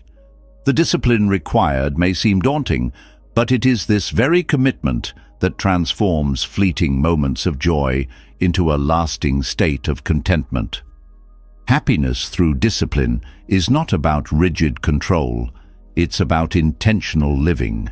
It's about recognizing that every choice we make shapes our experience, and that small, consistent actions create profound change over time. This discipline isn't a burden, but a source of freedom. It empowers us to let go of what doesn't serve us, to nurture what does, and to live with purpose and authenticity. The practice of the Eightfold Path requires patience and self-compassion. There will be moments of doubt, distraction, or difficulty, but these are not failures. They are opportunities to learn and grow. Each step, no matter how small, brings us closer to a life rooted in peace, wisdom, and happiness. This path is not about perfection, but about progress, about choosing each day to live in alignment with what truly matters. By embracing the discipline of the Eightfold Path, we cultivate a happiness that is resilient, enduring, and deeply fulfilling. This happiness is not dependent on external circumstances, but arises from within, from the choices we make and the principles we uphold. It is a happiness that grows richer with time, sustained by the practice of living with intention, mindfulness, and compassion. This is the power of disciplined happiness, a way of being that transforms not only our own lives, but also the lives of those we touch. The discipline of following the Eightfold Path reveals a profound truth. Happiness is not a fleeting feeling, but a way of living, cultivated through intention and action. Yet, even as we take steps toward this deeper contentment, suffering remains an undeniable part of the human experience. In these moments of pain, it's easy to feel isolated, as though no one else could understand our struggles. But the truth is that suffering is not unique to any one person. It is a thread that weaves through every life, connecting us in shared humanity. Recognizing this universal truth transforms how we view our pain and deepens our capacity for compassion. Suffering often feels deeply personal. When we face loss, rejection, or disappointment, it seems as though the world has singled us out for hardship. This perspective magnifies our pain, adding loneliness to the burden we already carry. But suffering is not a punishment or a flaw. It is a natural part of being human. No one is immune to it, no matter their circumstances. Understanding this universality does not diminish the significance of our struggles, but places them within a larger context. It reminds us that we are not alone and that others have walked similar paths. This awareness shifts our focus from "why me" to "what can I learn?" It invites us to approach suffering with curiosity and openness, seeking the lessons it has to offer. When we stop seeing pain as something that separates us from others, we begin to view it as a point of connection. This connection fosters empathy, allowing us to see beyond our own experience and recognize the humanity in those around us. Finding compassion through shared humanity begins with self-compassion. Often, we are our harshest critics, judging ourselves for feeling weak or overwhelmed. But these judgments only deepen our pain, reinforcing the false belief that we are somehow failing by struggling. Self-compassion involves treating ourselves with the same kindness and understanding we would offer a dear friend. It means acknowledging our pain without amplifying it, and allowing ourselves to heal without self-recrimination. When we extend compassion to ourselves, we create the foundation for extending it to others. Recognizing that our suffering is not unique helps us see the shared vulnerabilities that unite all people. This perspective dissolves the barriers of judgment and comparison that so often keep us apart. Instead of viewing others through the lens of their successes or shortcomings, we see them as fellow travelers on life's unpredictable journey. Compassion does not mean pity. It is not about placing ourselves above others or feeling sorry for them. True compassion is rooted in equality, in the understanding that we are all navigating the challenges of life as best we can. This mindset fosters humility and patience, allowing us to approach others with genuine care rather than condescension. It reminds us that everyone we meet is carrying burdens we may not see, and that a simple act of kindness can make a profound difference. Suffering often creates a sense of isolation, but it can also be a bridge. Sharing our experiences with others, whether through conversation, art, or community, allows us to connect on a deeper level.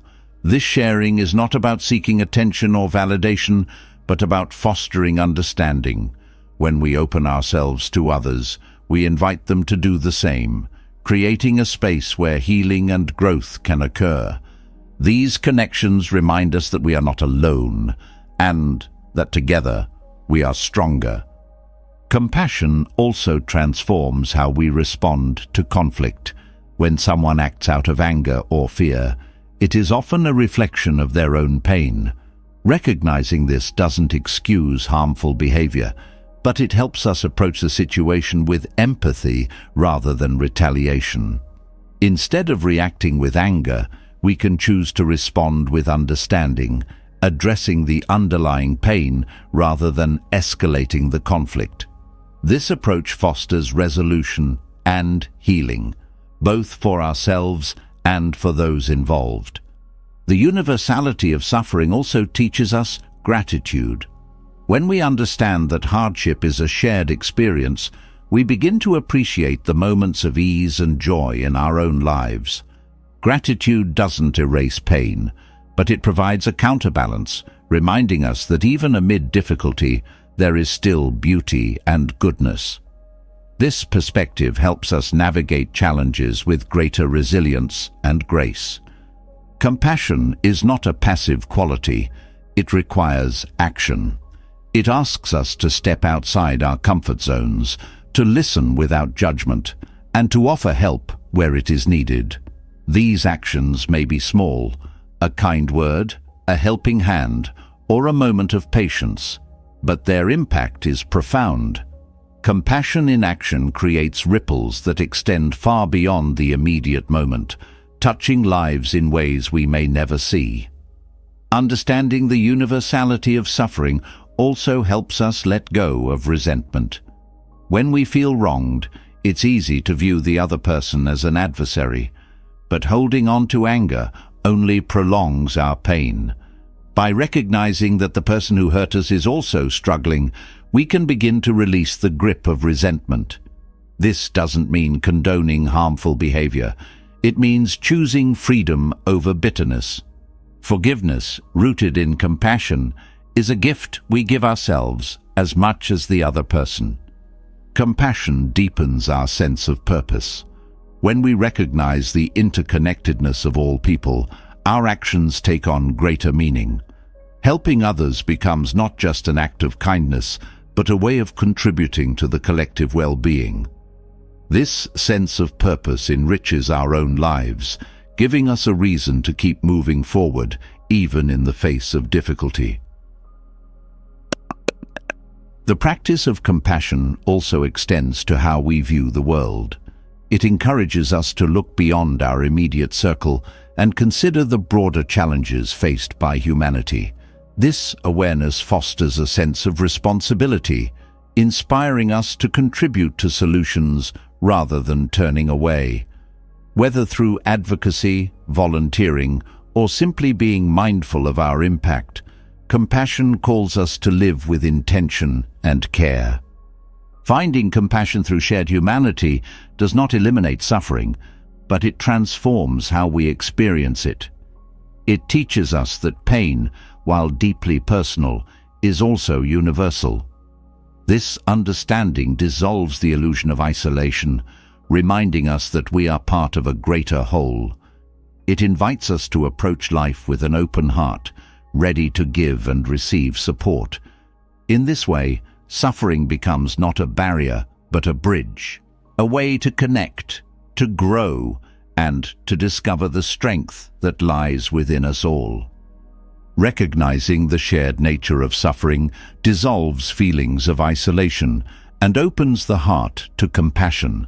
This understanding invites us to connect deeply with others, but it also illuminates a profound truth. True happiness can't be found in external circumstances. While we may seek joy in achievements, possessions, or relationships, lasting peace and fulfillment are not dependent on the world around us. They emerge from within. The search for happiness must turn inward, where the foundations of inner contentment are waiting to be discovered. External pursuits often feel like the path to happiness. Society reinforces the idea that success, wealth, or recognition will lead to a fulfilling life. Yet, how often do these pursuits deliver the deep and lasting joy we seek? The excitement of a new achievement fades, the glow of admiration diminishes, and the comfort of material possessions eventually loses its appeal. This cycle leaves us chasing the next thing, believing that just one more accomplishment, purchase, or relationship will finally fill the void. But the void persists because happiness built on external factors is inherently fragile. The truth of inner contentment begins with self-awareness. Many of us move through life driven by desires and fears without pausing to examine their origins. Why do we want what we want? Why do certain situations make us feel incomplete or restless? By looking inward, we start to understand the patterns and beliefs that fuel our discontent. This understanding doesn't require judgment. It requires curiosity and honesty. Awareness is the first step in breaking free from the illusion that happiness is something to be found outside ourselves. Contentment arises when we stop clinging to what we think we need and start appreciating what we already have. Gratitude plays a central role in this process. It shifts our focus from lack to abundance, reminding us of the simple joys and blessings that often go unnoticed. Gratitude is not about ignoring difficulties or pretending everything is perfect. It's about holding space for both the challenges and the gifts in our lives, finding balance and perspective in the midst of it all. Inner contentment also requires acceptance. Much of our suffering comes from resisting reality, wishing things were different, fighting against what is. Acceptance is not about giving up or settling. It's about seeing life clearly and responding with wisdom. When we stop resisting, we free ourselves to engage with the present moment fully. This openness creates space for joy, even in the midst of imperfection. Self-compassion is another cornerstone of inner contentment. The way we speak to ourselves shapes our emotional landscape. Harsh self-criticism fuels feelings of inadequacy and restlessness, while kindness and understanding create a sense of peace. Self-compassion doesn't mean avoiding responsibility. It means approaching our struggles with care and patience. This gentle perspective allows us to grow without the weight of shame or guilt. The pursuit of inner contentment also invites us to redefine success. Society often measures success in terms of status, income, or accomplishments, but these markers are external and fleeting. True success is about alignment, living in harmony with our values and purpose. This shift in perspective helps us focus on what truly matters, freeing us from the need to constantly prove our worth through external achievements. Living with intention is another path to inner contentment. When we align our actions with our values, we experience a sense of integrity and fulfillment. This alignment might mean prioritizing relationships, pursuing meaningful work, or simply living with mindfulness and care. It's not about perfection, but about making choices that reflect our deepest truths. These choices build a foundation for lasting happiness, rooted in authenticity rather than external validation. Mindfulness deepens our connection to inner contentment by grounding us in the present. When we are fully engaged in the moment, we are less likely to be swept away by worries about the future or regrets about the past. This presence allows us to appreciate life as it unfolds, finding beauty and peace in the here and now. Mindfulness is not just a practice but a way of being, one that nurtures a sense of completeness regardless of external circumstances. Letting go of comparison is also essential. The habit of comparing ourselves to others fuels dissatisfaction and envy, drawing our attention away from our own journey. By focusing inward, we can appreciate our unique path and progress. This perspective fosters gratitude and self-acceptance, breaking the cycle of comparison that undermines our happiness. The truth of inner contentment also lies in simplicity. Complexity and excess often create stress and distraction, pulling us away from what truly matters. Simplifying our lives, whether by decluttering our spaces, reducing commitments, or quieting our minds, creates room for peace and clarity. This simplicity doesn't mean giving up what we love. It means prioritizing what brings genuine joy and fulfillment. Connection to others is another dimension of inner contentment. While happiness doesn't come from outside, relationships can enrich our lives when approached with mindfulness and balance. When we engage with others authentically, free from the need for validation or control, we create connections that are meaningful and supportive. These relationships complement our inner contentment, enhancing rather than defining our happiness. Spirituality, or a sense of purpose, also nurtures inner contentment. This doesn't necessarily mean adhering to a specific religion or belief system. It means connecting with something greater than ourselves. Whether it's through meditation, nature, service, or creativity, this connection provides perspective and meaning. It reminds us that we are part of a larger whole, grounding us in a sense of peace that transcends individual challenges. Inner contentment is not about eliminating all desires or emotions. It's about understanding them, engaging with them wisely, and not letting them control us. This balance allows us to navigate life's highs and lows with grace, finding steadiness amid the ever-changing tides. It's a process of learning to trust ourselves and the flow of life, knowing that happiness is not something we must chase, but something we can cultivate from within. The journey toward inner contentment is ongoing. It requires patience, practice and self-compassion. There will be moments of doubt or distraction, but these are part of the process. Each step we take, whether it's pausing to appreciate a simple moment, speaking kindly to ourselves, or letting go of an old belief, brings us closer to a life of lasting peace and joy. Inner contentment is not a destination, but a way of being, a state of wholeness that allows us to experience the fullness of life from the inside out. Understanding that happiness comes from within provides the foundation for lasting peace. It teaches us that true contentment is not dependent on external circumstances, but rooted in how we relate to ourselves and the world. Yet, even as we cultivate this inner well-being, life remains unpredictable. Challenges arise and events unfold beyond our control. It is here that another profound truth emerges: the strength to let go. Acceptance, or upekkha, is not resignation. It is a powerful act of liberation that allows the mind to rest free from the turmoil of resistance. Letting go begins with understanding what is within our control and what is not. So much of our suffering stems from trying to change things we cannot influence. Whether it's another person's behavior, the outcome of a situation, or the passage of time, we expend energy resisting what simply is. This resistance creates tension, frustration, and a sense of powerlessness.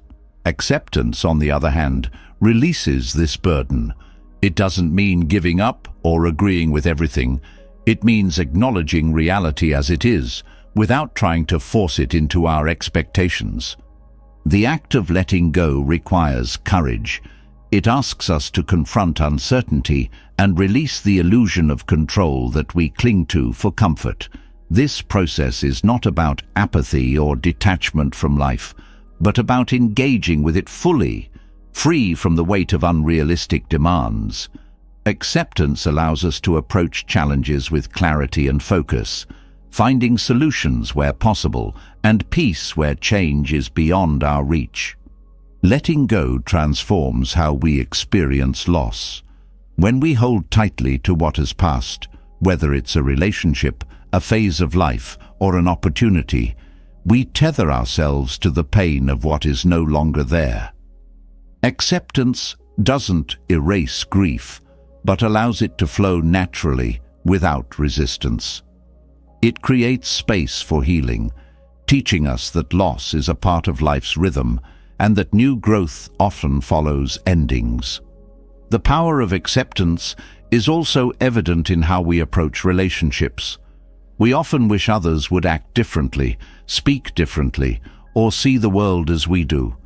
These expectations create conflict and strain, as they are rarely met. Letting go of the need to control others allows us to love and connect without conditions. It frees relationships from the weight of judgment and unmet expectations, creating space for authenticity and mutual respect.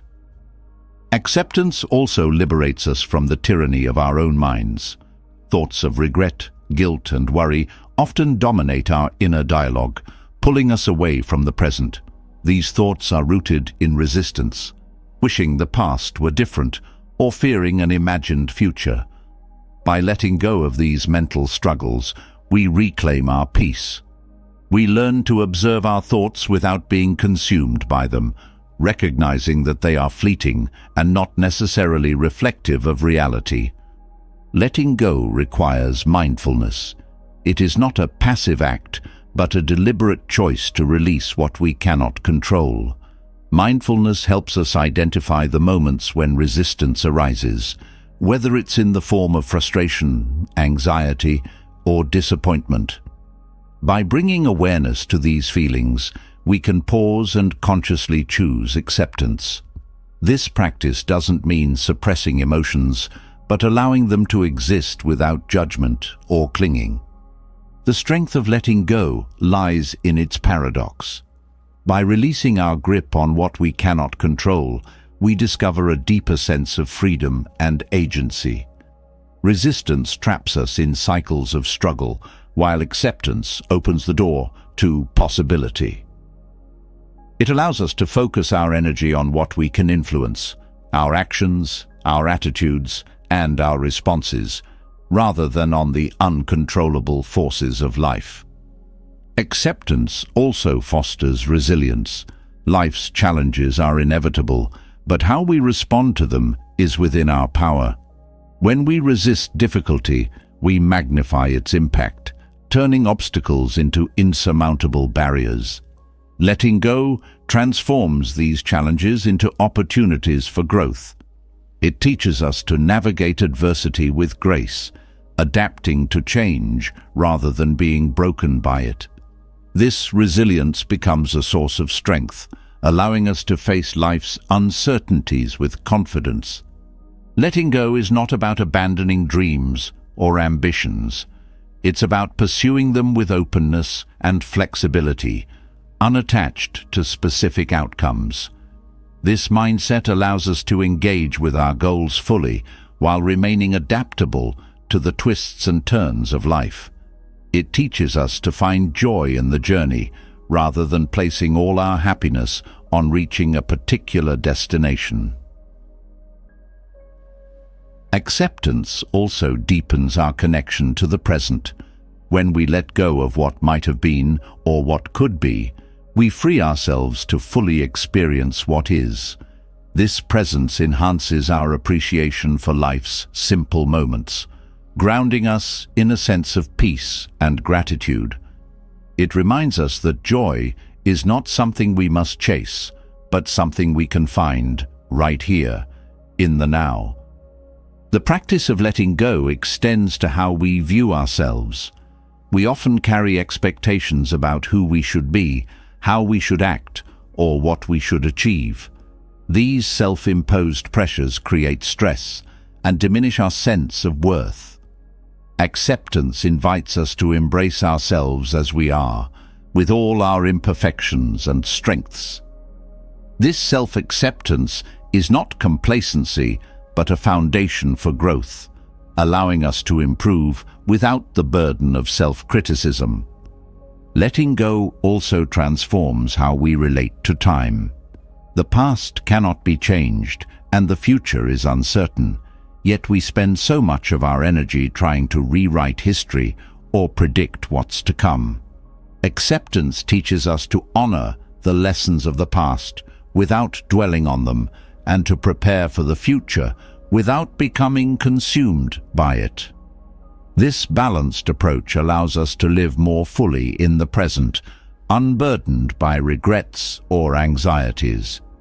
The power of acceptance is not limited to personal struggles. It also shapes how we view the world. By letting go of the need for everything to align with our preferences or beliefs, we open ourselves to different perspectives. This openness fosters understanding and compassion, breaking down barriers of judgment and division. It reminds us that the world's diversity is a source of richness, not conflict. Letting go requires practice. It is not a one-time decision, but an ongoing commitment to approach life with openness and flexibility. There will be moments of resistance, but these are opportunities to deepen our practice. Each time we choose acceptance over struggle, we strengthen our ability to let go. Over time, this practice becomes a way of being, a path to lasting peace and freedom. Acceptance is not about giving up. It is about letting go of what no longer serves us. It is an act of strength, a choice to release resistance and embrace life as it is. This choice liberates the mind, allowing us to move through life with greater ease and clarity. It teaches us that true freedom comes not from controlling the world around us, but from finding peace within ourselves. Letting go is not a weakness. It is the ultimate strength, the power to live fully and freely in the ever-changing flow of life. Letting go teaches us the profound strength of accepting life as it is, rather than as we wish it to be. This acceptance frees the mind and allows us to navigate challenges with greater peace. But within the inevitable ups and downs of life, there remains an important distinction. While pain is unavoidable, suffering is something we create and can control. The way we respond to pain determines whether it becomes a momentary experience or evolves into prolonged anguish. Mastering emotional detachment empowers us to reframe pain and reduce unnecessary suffering, granting us the freedom to move through life with greater ease. Pain is a natural part of existence. It is the body's way of signaling harm and the heart's way of expressing loss or disappointment. It is neither good nor bad. It simply is. However, suffering arises from how we interpret and react to that pain. It is the mental and emotional narrative we construct around the discomfort. This narrative often amplifies the original pain, adding layers of frustration, anger, or despair that deepen our distress. Emotional detachment, however, creates space between the pain and our reaction, enabling us to break this cycle. Detachment does not mean indifference. It is not about suppressing emotions or disconnecting from life. Rather, it is the ability to observe emotions without being controlled by them. This perspective allows us to experience pain without letting it define us. By stepping back and acknowledging our feelings without judgment, we gain clarity and control over our responses. Reframing pain is a key aspect of emotional detachment. When faced with challenges, our minds often leap to worst-case scenarios or unhelpful interpretations. These thought patterns intensify our suffering, making the situation seem worse than it is. Detachment invites us to question these narratives. Is the situation truly as dire as it feels? What opportunities for growth or learning might this pain offer? This shift in perspective doesn't eliminate the pain, but transforms how we experience it. One practical way to cultivate emotional detachment is through mindfulness. By bringing our attention to the present moment, we disrupt the mental spirals that feed suffering. Pain exists in the now, but much of our suffering comes from dwelling on past hurts or worrying about future consequences. Mindfulness grounds us in the reality of the moment, allowing us to face pain with greater calm and composure. Detachment also involves recognizing the impermanence of emotions. No feeling lasts forever, even the most intense ones. Pain ebbs and flows, and suffering diminishes when we allow ourselves to ride these waves rather than resist them. Detachment reminds us that emotions are temporary and that holding on to them only prolongs their impact. By letting them pass naturally, we free ourselves to heal. Another important aspect of emotional detachment is the ability to set boundaries with our thoughts. Not every thought deserves our attention or energy. When negative or unproductive thoughts arise, we can acknowledge them without engaging. This practice doesn't suppress thoughts, but prevents them from taking root and growing into suffering.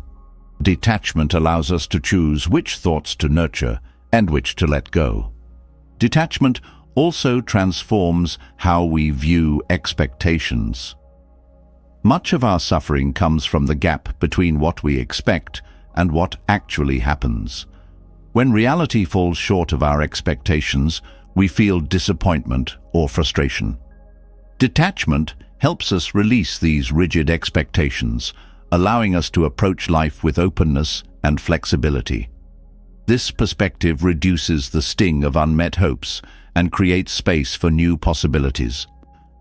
Pain often carries lessons that are obscured by suffering. Detachment helps us uncover these lessons by creating clarity.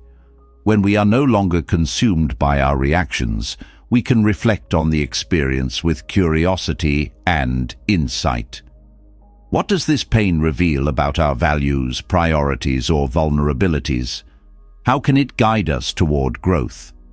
This process turns pain into a teacher rather than a tormentor. Detachment also deepens our resilience. When we are attached to avoiding pain, we become fragile, unable to cope with life's inevitable challenges.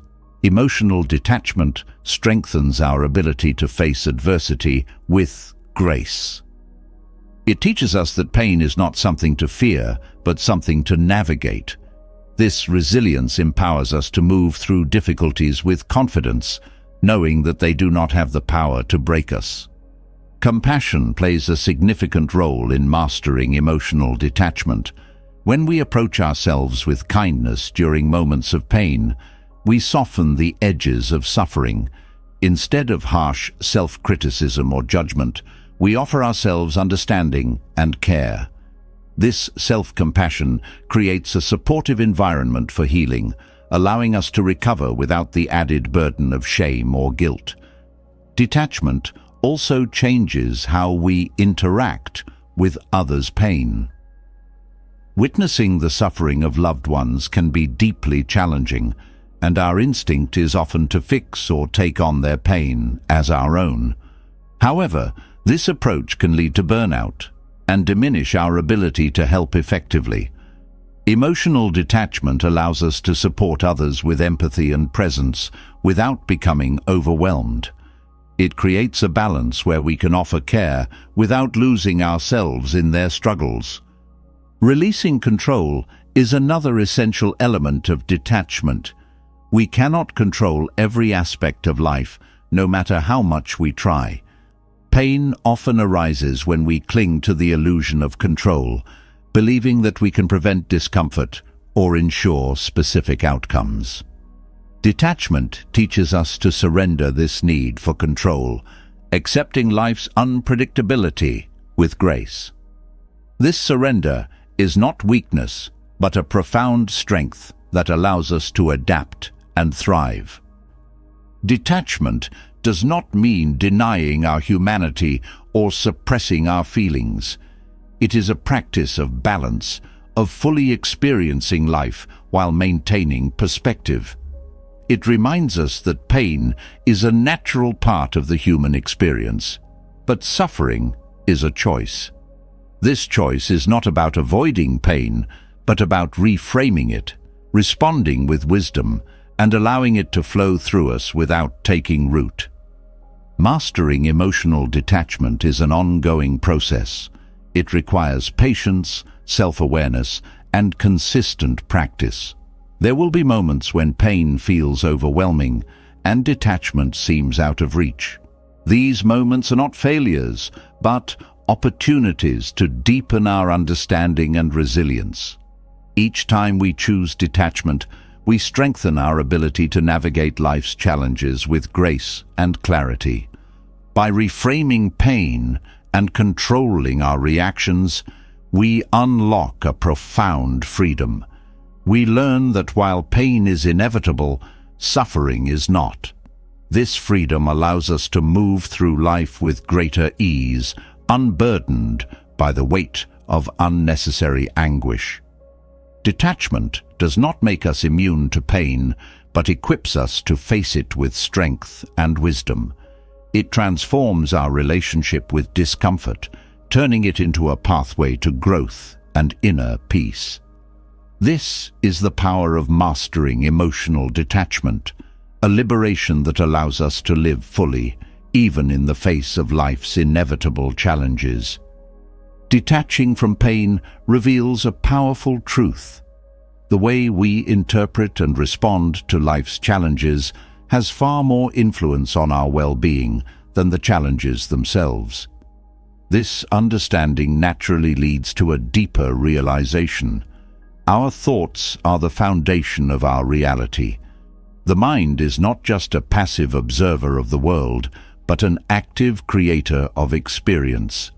Right intention, or samma sankappa, teaches us how aligning our mindset with wisdom and purpose can transform the way we perceive and experience happiness. The mind is a fertile field, and the thoughts we nurture are the seeds that determine what grows. When thoughts are rooted in fear, anger, or greed, they cultivate suffering, but when they are grounded in kindness, clarity, and purpose, they give rise to peace and fulfillment. Right intention is the practice of consciously guiding the mind toward what uplifts and strengthens us, rather than what pulls us down. This practice is not about controlling every thought, but about setting a deliberate direction for the mind to follow. Aligning the mind with right intention begins with self-awareness. Thoughts often flow unchecked, shaping our mood and decisions without our conscious involvement. Becoming aware of these patterns allows us to recognize which thoughts serve us and which do not. Awareness is not about judging or suppressing thoughts, but about observing them with curiosity. This practice creates the space to choose intentions that align with our values and aspirations. Right intention emphasizes three core qualities: renunciation, goodwill, and harmlessness. Renunciation is not about rejecting life's pleasures, but about letting go of cravings and attachments that distort our judgment and create suffering. It frees the mind from clinging, allowing us to experience life with openness and balance. Goodwill nurtures thoughts of kindness and compassion, both toward ourselves and others. It replaces judgment and resentment with understanding and connection. Harmlessness extends this principle, guiding us to think and act in ways that avoid causing pain or harm. Together, these qualities create a foundation for thoughts that lead to peace and happiness. The power of right intention lies in its ability to shape perception. The world is not experienced directly, but through the lens of the mind. A mindset filled with negativity will find flaws and conflicts everywhere, while one grounded in positivity will notice opportunities and beauty. This shift in perspective doesn't deny the existence of challenges, but frames them in a way that fosters resilience and growth.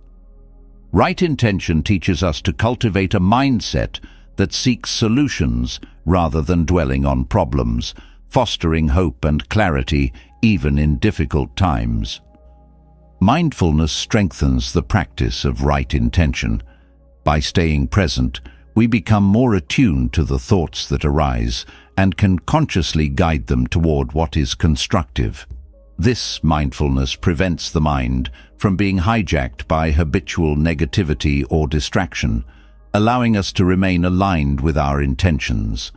It also deepens our ability to respond thoughtfully rather than react impulsively, creating a sense of stability and control. The practice of right intention also transforms how we approach relationships. Thoughts of goodwill and harmlessness foster empathy and understanding, creating a foundation for genuine connection. When we let go of judgment and criticism, we open ourselves to seeing others as they truly are, beyond their flaws or differences. This perspective nurtures harmony and reduces conflict, allowing relationships to flourish in an atmosphere of mutual respect. Right intention is not limited to our interactions with others. It also shapes how we relate to ourselves. Thoughts of self-doubt, guilt, or inadequacy often arise unbidden, undermining our confidence and peace. By cultivating intentions rooted in self-compassion, we create a supportive inner dialogue that encourages growth without harshness. This practice helps us approach our own challenges with patience and understanding, reinforcing the belief that we're capable of change and deserving of happiness. The influence of right intention extends to how we pursue goals and ambitions. When our intentions are rooted in wisdom and purpose, our efforts become more focused and meaningful. This alignment prevents us from chasing superficial achievements that offer only fleeting satisfaction. Instead, it guides us toward endeavors that resonate with our values and bring lasting fulfillment. Right intention transforms ambition into a source of growth rather than a source of stress, allowing us to pursue success without losing sight of what truly matters. The connection between thoughts and emotions highlights the importance of right intention. Negative thoughts often trigger feelings of anger, sadness, or fear, while positive thoughts inspire joy, hope, and calm. By consciously guiding our thoughts, we influence not only our actions, but also our emotional state. This practice doesn't mean ignoring difficult emotions, but reframing them in a way that supports healing and resilience. Right intention teaches us to use the power of thought to create a more balanced and uplifting emotional landscape. Right intention also helps us navigate uncertainty and change. Life is unpredictable, and the mind often clings to what is familiar or fears what is unknown. These tendencies can create anxiety and resistance. By cultivating intentions of openness and adaptability, we train the mind to embrace change as a natural part of life. This mindset reduces the stress of uncertainty, allowing us to approach transitions with curiosity and confidence. The practice of right intention requires consistency and commitment. It is not about achieving perfection, but about making deliberate choices each day to align thoughts with what uplifts and strengthens us. There will be moments when negativity or doubt creeps in, but these are opportunities to return to our intentions with renewed focus. Each time we choose thoughts of kindness, clarity, and purpose, we reinforce the habit of right intention, making it easier to sustain over time. The power of right intention lies not only in its ability to shape individual experiences, but also in its ripple effects. Thoughts influence actions, which in turn influence the world around us. When our actions are guided by intentions of goodwill and harmlessness, they contribute to a more harmonious and compassionate environment. This influence extends beyond ourselves, touching the lives of those we interact with and creating a positive cycle of thought and action. Aligning the mind with right intention is a lifelong practice, but its rewards are profound. It transforms the way we experience ourselves, others, and the world, fostering a sense of peace and purpose that transcends external circumstances. By choosing thoughts that reflect our highest values and aspirations, we create a reality that is not only more fulfilling, but also more aligned with the principles of wisdom and compassion. This is the power of right intention, a path to happiness that begins within and radiates outward, shaping our reality in profound and lasting ways. Aligning your thoughts with purpose and wisdom unlocks a reality shaped by clarity, intention, and deep peace. It offers a foundation to build a life that reflects your values and fosters happiness. Yet, this alignment cannot flourish when weighed down by unnecessary complexities and distractions. Letting go of excess is not just about material possessions. It's about clearing the clutter in all areas of life, physical, emotional, and mental, to create space for genuine joy and contentment. Simplicity is not deprivation, it is freedom. It allows you to focus on what truly matters, cultivating a life of balance and fulfillment. Modern life often encourages accumulation, more possessions, more commitments, more achievements. This pursuit of more can feel overwhelming, as it ties us to a constant cycle of striving and comparison. While some of these things may offer temporary satisfaction, they often fail to bring lasting joy. Instead, they create a sense of weight, a burden that distracts from the beauty of the present moment. Simplicity cuts through this noise, offering clarity and a renewed sense of purpose. The Buddhist approach to simplicity begins with understanding the difference between needs and wants. Needs are essential for survival and well-being, while wants often stem from cravings and attachments. These cravings pull us away from peace, tying our happiness to things outside ourselves.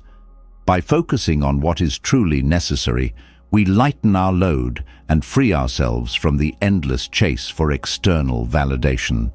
This shift allows us to experience contentment in what we already have. Letting go of excess also cultivates mindfulness. When we simplify, we become more intentional about our choices and actions. Whether it's decluttering a physical space or saying no to commitments that don't align with our values, these acts of simplification require awareness. This awareness extends beyond the act itself, nurturing a deeper connection to the present moment. Each decision becomes an opportunity to practice mindfulness, creating a ripple effect that enhances other areas of life. The freedom that comes from simplicity extends to time and energy. Many people feel trapped by busy schedules and endless obligations, leaving little room for rest or reflection. Simplifying commitments allows you to reclaim your time, focusing on activities and relationships that nourish your soul. This newfound space is not about doing nothing, but about doing what truly brings meaning and joy. It transforms how you experience time, turning it from a source of stress into an opportunity for connection and growth. Simplicity also has profound emotional benefits. Letting go of excess isn't limited to physical possessions. It includes releasing emotional baggage and mental clutter. This means forgiving past grievances, detaching from unhealthy relationships, and quieting the constant chatter of self-criticism. These steps create room for peace and self-compassion, fostering an inner calm that radiates outward. Financial simplicity is another aspect of this path.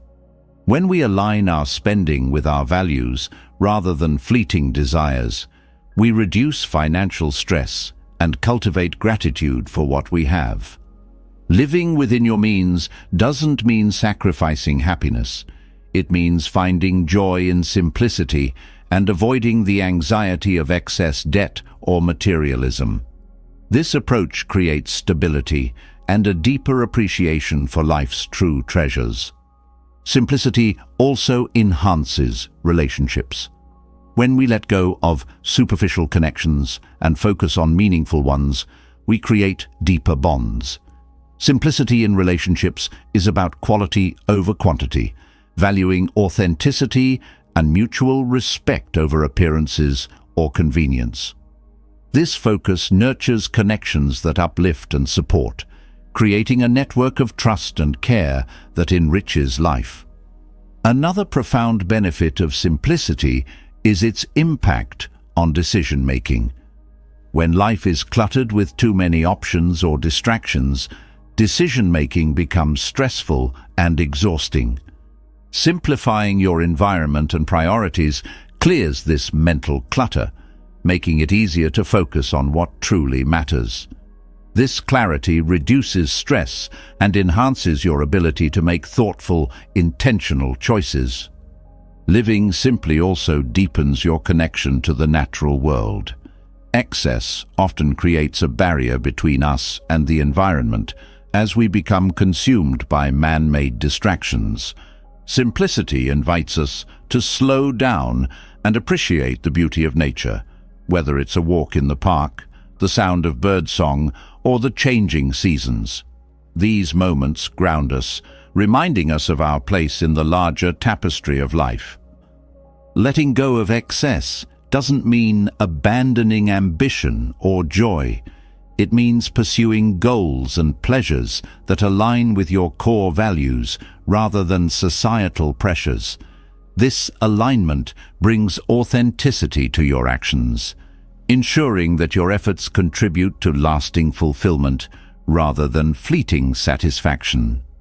Simplicity transforms ambition from a source of stress into a source of purpose. Simplicity also fosters gratitude. When you strip away distractions and focus on what truly matters, you develop a greater appreciation for life's small joys. A shared meal, a quiet moment of reflection, or the warmth of a loved one's smile becomes a source of deep contentment. Gratitude flourishes in simplicity, creating a positive cycle that reinforces peace and happiness.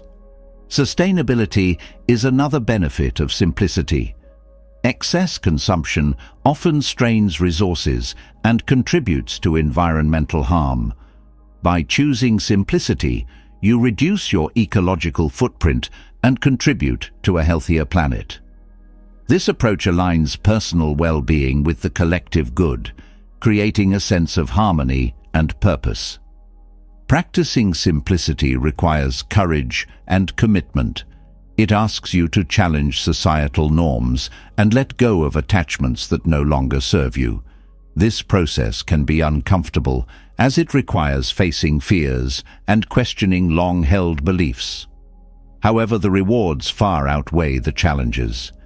Each step towards simplicity brings greater freedom, clarity, and joy. Simplicity also teaches the art of contentment.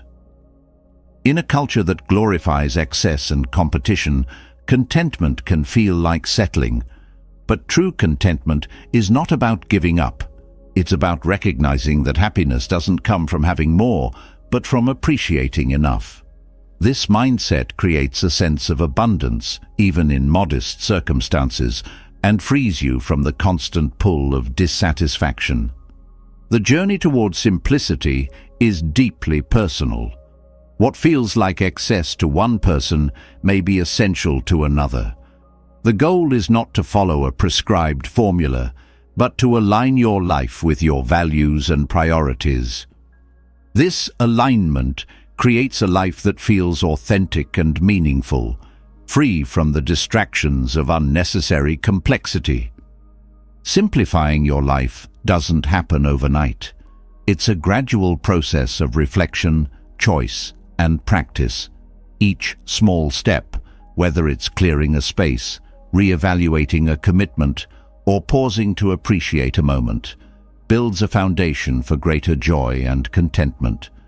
These steps are not about perfection, but about progress, creating a life that feels lighter, clearer, and more fulfilling. In embracing simplicity, you create space for what truly matters. You free yourself from the weight of excess and open the door to a life of greater clarity, peace, and happiness. Simplicity is not about less. It's about more of what nourishes the soul and aligns with the heart. It is a path to living fully and freely, anchored in the profound truth that contentment is found not in accumulation, but in letting go. Choosing simplicity creates a space where contentment can take root. It shifts focus away from endless accumulation and redirects energy toward meaningful connections and experiences. As life becomes lighter, it naturally invites a deeper appreciation for the blessings already present. This brings us to a profound principle of happiness: gratitude. While simplicity clears the path, gratitude is the compass that guides us to joy.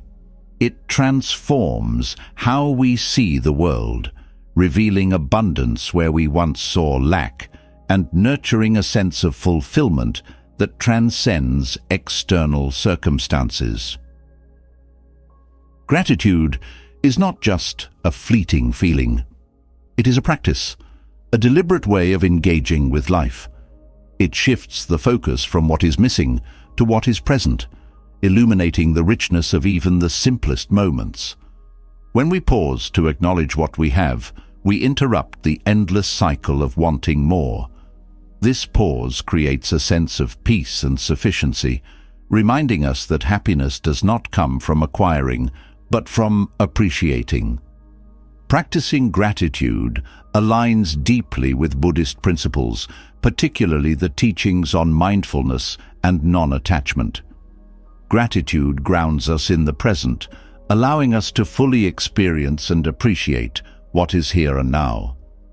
It also helps loosen the grip of craving, the constant yearning for more that often leads to dissatisfaction. By focusing on what we already have, gratitude reduces the pull of desire, creating space for contentment to flourish.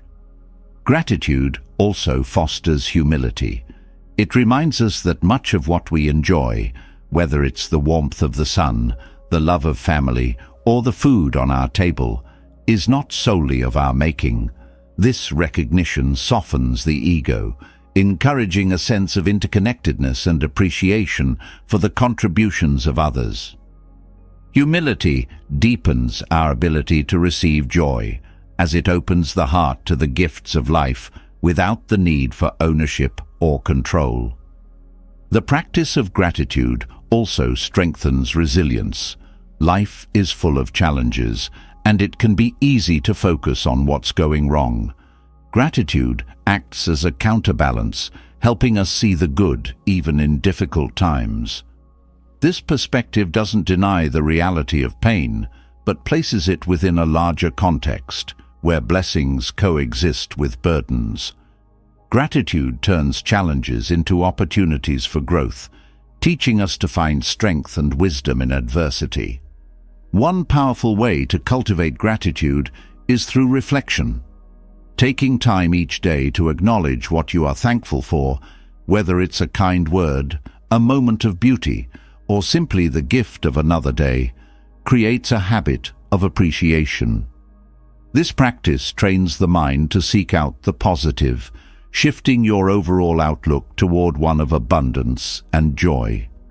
Over time, this shift becomes a natural way of seeing the world, enriching your experience of life. Gratitude also enhances relationships. When we take the time to appreciate others, we strengthen our bonds and deepen our connections. Acknowledging the kindness, support, or presence of loved ones nurtures trust and mutual respect. It transforms interactions from transactional to meaningful, creating a foundation for relationships that uplift and sustain. Another dimension of gratitude is its ability to reduce envy and comparison. In a culture that often measures worth by what others have, it's easy to fall into the trap of feeling inadequate. Gratitude breaks this cycle by redirecting attention to your own life and its unique blessings.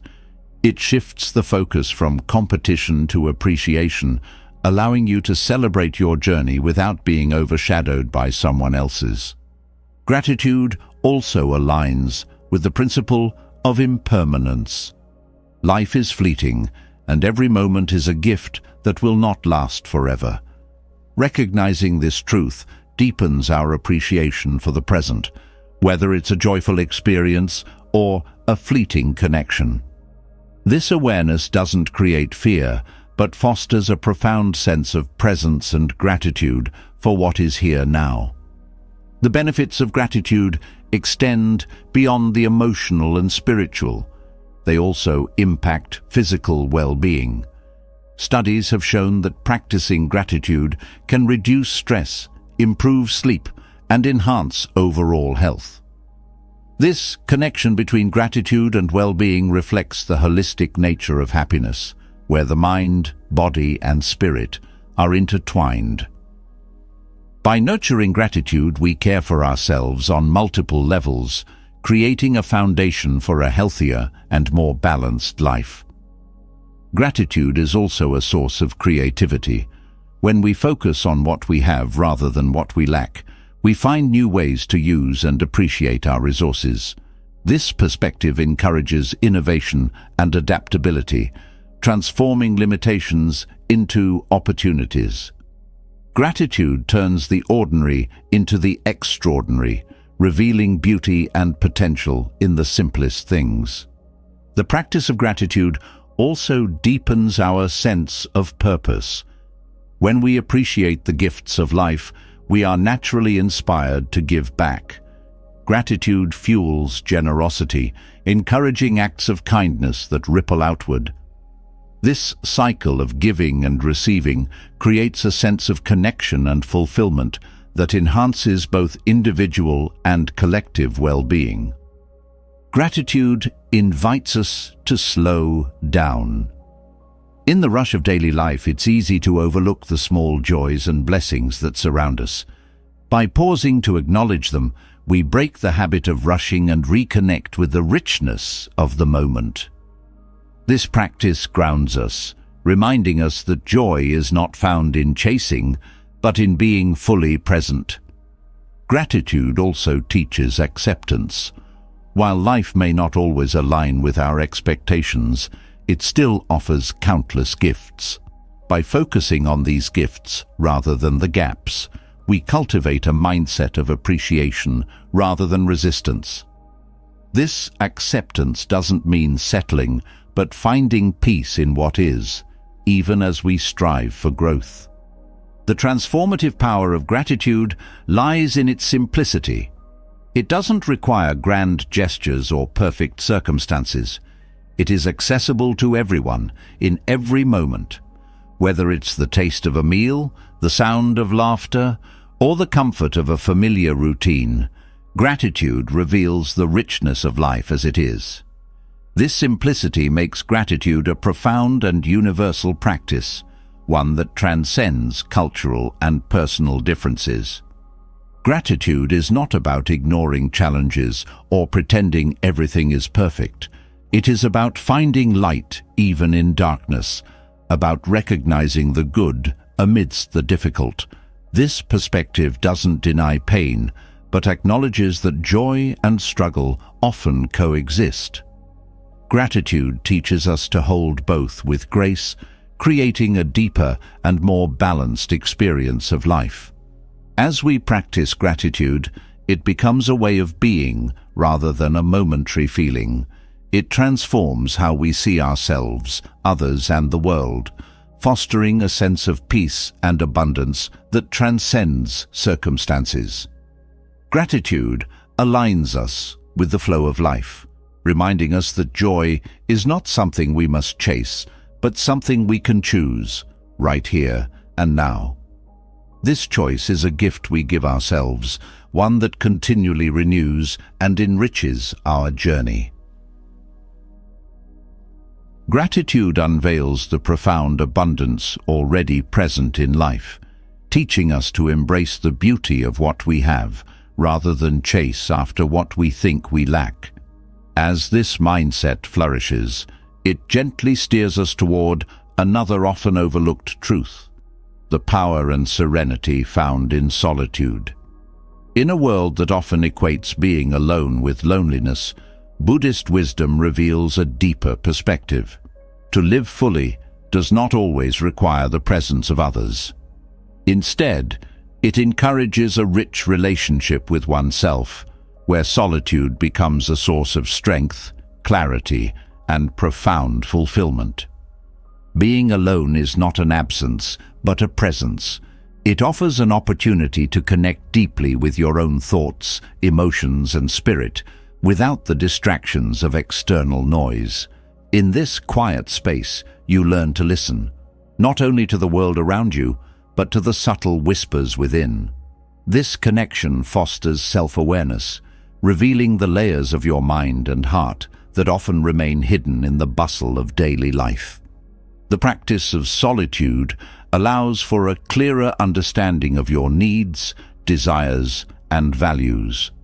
When surrounded by others, it's easy to absorb external influences and lose sight of your own voice. Solitude clears the static, enabling you to discern what truly matters to you. This clarity is not selfish. It strengthens your ability to engage authentically with the world. By knowing yourself, you can offer more meaningful contributions and connections to others. Solitude also nurtures independence. It teaches you to rely on your inner resources for fulfillment rather than seeking constant validation or distraction from outside sources. This self-reliance builds confidence, showing you that your worth is not defined by others' opinions or presence. In this way, solitude becomes a foundation for resilience, allowing you to navigate life's challenges with greater stability and grace. The Buddhist perspective on solitude highlights its role in cultivating mindfulness. When alone, the mind often wanders, seeking stimulation or escape. Mindfulness brings the wandering mind back to the present, teaching you to sit with your thoughts and feelings without judgment. This practice deepens your ability to remain present and engaged, even in moments of discomfort or uncertainty. Over time, mindfulness transforms solitude from something to avoid into something to cherish. In solitude, you also discover the richness of simplicity. Without the distractions of social obligations or external expectations, life takes on a slower, more intentional rhythm. This simplicity is not about deprivation, but about savoring the essence of each moment. A quiet cup of tea, the rustle of leaves in the wind, or the rhythm of your own breath becomes a source of profound contentment. Solitude reveals that joy does not need to be grand or loud. It can be found in the smallest, most ordinary moments. The practice of being alone also invites creativity.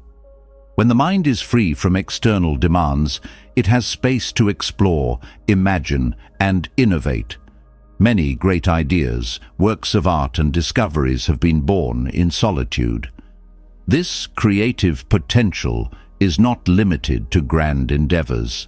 It can manifest in how you approach challenges, solve problems, or express yourself. Solitude fosters a sense of curiosity and exploration, encouraging you to see the world and yourself with fresh eyes. Solitude also deepens your connection to nature. Without the distractions of conversation or technology, you become more attuned to the natural world. A walk in the woods, the sound of rain, or the sight of a star-filled sky takes on new meaning. This connection grounds you, reminding you of the larger rhythms of life and your place within them. Nature becomes a companion in solitude, offering solace and inspiration. While solitude strengthens self-awareness, it also enhances your relationships with others. By spending time alone, you develop a greater understanding of your boundaries, needs, and emotions. This awareness allows you to engage with others more authentically and compassionately. Solitude teaches you that your worth is not dependent on others, freeing you to form connections based on mutual respect and genuine care rather than neediness or insecurity. The fear of being alone often stems from the discomfort of facing oneself. In solitude, there is no distraction from the thoughts, fears, or regrets that we often suppress. Yet, this confrontation is where growth begins. By sitting with discomfort rather than avoiding it, you develop a deeper understanding of yourself and your patterns. This understanding creates the foundation for healing and transformation, allowing you to move through life with greater peace and self-acceptance. The power of being alone also lies in its ability to recharge the mind and spirit. Constant interaction, whether in person or through technology, can drain energy and create a sense of overwhelm. Solitude provides a sanctuary where you can rest, reflect, and restore.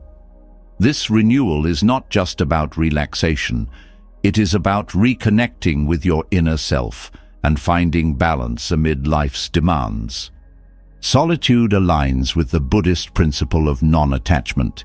It teaches you to find contentment within rather than clinging to external sources of happiness. This practice doesn't mean rejecting relationships or connections, but approaching them with a sense of freedom and balance. Solitude shows you that you can be whole on your own, which enriches the quality of your interactions with others. The practice of solitude also fosters gratitude. In the quiet of being alone, you become more attuned to the blessings of your life, from the warmth of a safe space to the richness of your thoughts and experiences. This gratitude is not limited to material things. It extends to the simple act of being, the opportunity to exist and explore the depths of your inner world. Solitude reveals that contentment is not found in what you have, but in how you perceive and appreciate your life. Living alone fully does not mean isolating yourself from the world. It means embracing the times of solitude as opportunities for growth, reflection, and renewal. It means seeing aloneness not as a void to be filled, but as a space to be enriched. This perspective transforms how you experience yourself and your relationship with the world, creating a balance between connection and independence. The journey of solitude is deeply personal, shaped by your unique experiences, needs, and aspirations. It invites you to explore the vast inner landscape that often goes unnoticed in the rush of daily life. This exploration is not about reaching a destination, but about discovering the richness and depth of simply being. Solitude becomes a companion, a teacher, and a source of profound joy and fulfillment. In embracing the power of being alone, you learn that life's fullness does not depend on constant activity or interaction. It is found in the quiet moments of presence, the deep well of inner peace, and the infinite potential of your own spirit. Solitude is not emptiness, it is wholeness.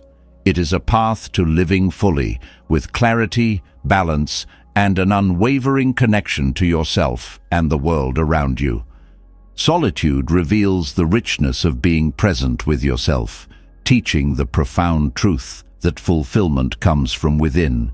Yet, even in the quiet, one element can persistently disrupt peace: the untrained mind. Thoughts, emotions, and mental chatter often pull us away from clarity, scattering our focus and intensifying suffering. Buddhist teachings illuminate a path to freedom from this inner turmoil. Mastering the mind is not about silencing it, but learning to guide it with awareness and wisdom. This practice allows you to engage with life from a place of calm and strength, rather than being ruled by the fleeting whims of thought. The mind is powerful, capable of shaping your reality in ways both profound and subtle. When left unchecked, it can amplify fears, fuel doubts, and distort perceptions. However, this same mind, when cultivated with care, can become a source of clarity, resilience, and peace. The first step in this transformation is awareness. Recognizing how your thoughts influence your emotions and actions is key to understanding the patterns that create unnecessary suffering. This awareness is not about judgment, but about observing with curiosity, creating space to choose how you respond. Detachment from thoughts is essential to mastering the mind. This does not mean suppressing or ignoring thoughts, but understanding that they are not inherently true or permanent. Thoughts arise, linger, and fade, much like clouds in the sky. By observing them without attachment, you create a buffer between yourself and the mental narratives that often dictate your mood and actions. This practice allows you to engage with your thoughts selectively, giving attention only to those that align with your values and intentions. Emotional regulation is another cornerstone of mastering the mind. Emotions often arise in response to thoughts, and when left unchecked, they can spiral into overwhelming states. By grounding yourself in the present, you can interrupt this cycle, returning to a place of balance. Mindfulness is a powerful tool for this purpose, helping you to anchor your awareness in the moment rather than being swept away by emotional waves. Over time, this practice builds emotional resilience, allowing you to navigate challenges with greater ease. The practice of mindfulness also extends to how you perceive external events. Much of the mind's turmoil comes from resisting reality or attaching meaning to things beyond your control. By accepting life as it unfolds, you reduce the mental friction that creates stress and dissatisfaction. This acceptance is not passive. It is an active choice to respond with wisdom rather than react impulsively. It allows you to see challenges as opportunities for growth rather than as obstacles to your peace. Cultivating focus is another essential aspect of managing the mind. A wandering mind is often a restless mind, and learning to direct your attention can significantly reduce mental clutter. Practices such as meditation or focused breathing train the mind to concentrate, enhancing your ability to stay present and engaged. This focus is not about forcing the mind into submission, but about gently guiding it toward what matters most.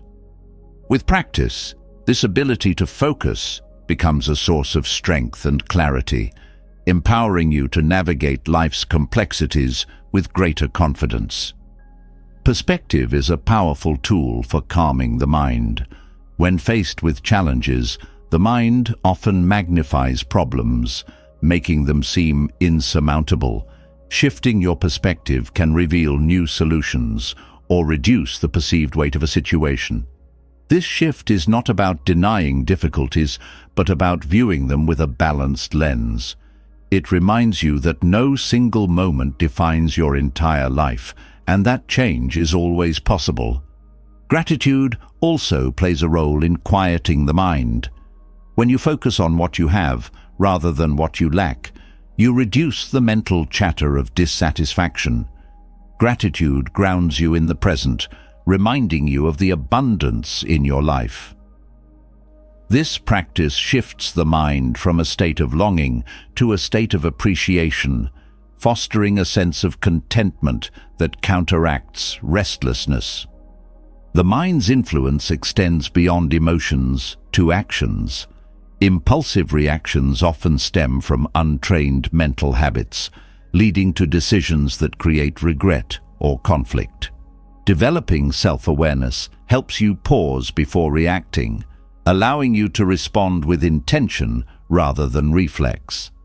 This pause is a moment of power, where you choose a path aligned with your values rather than being driven by fleeting emotions or assumptions.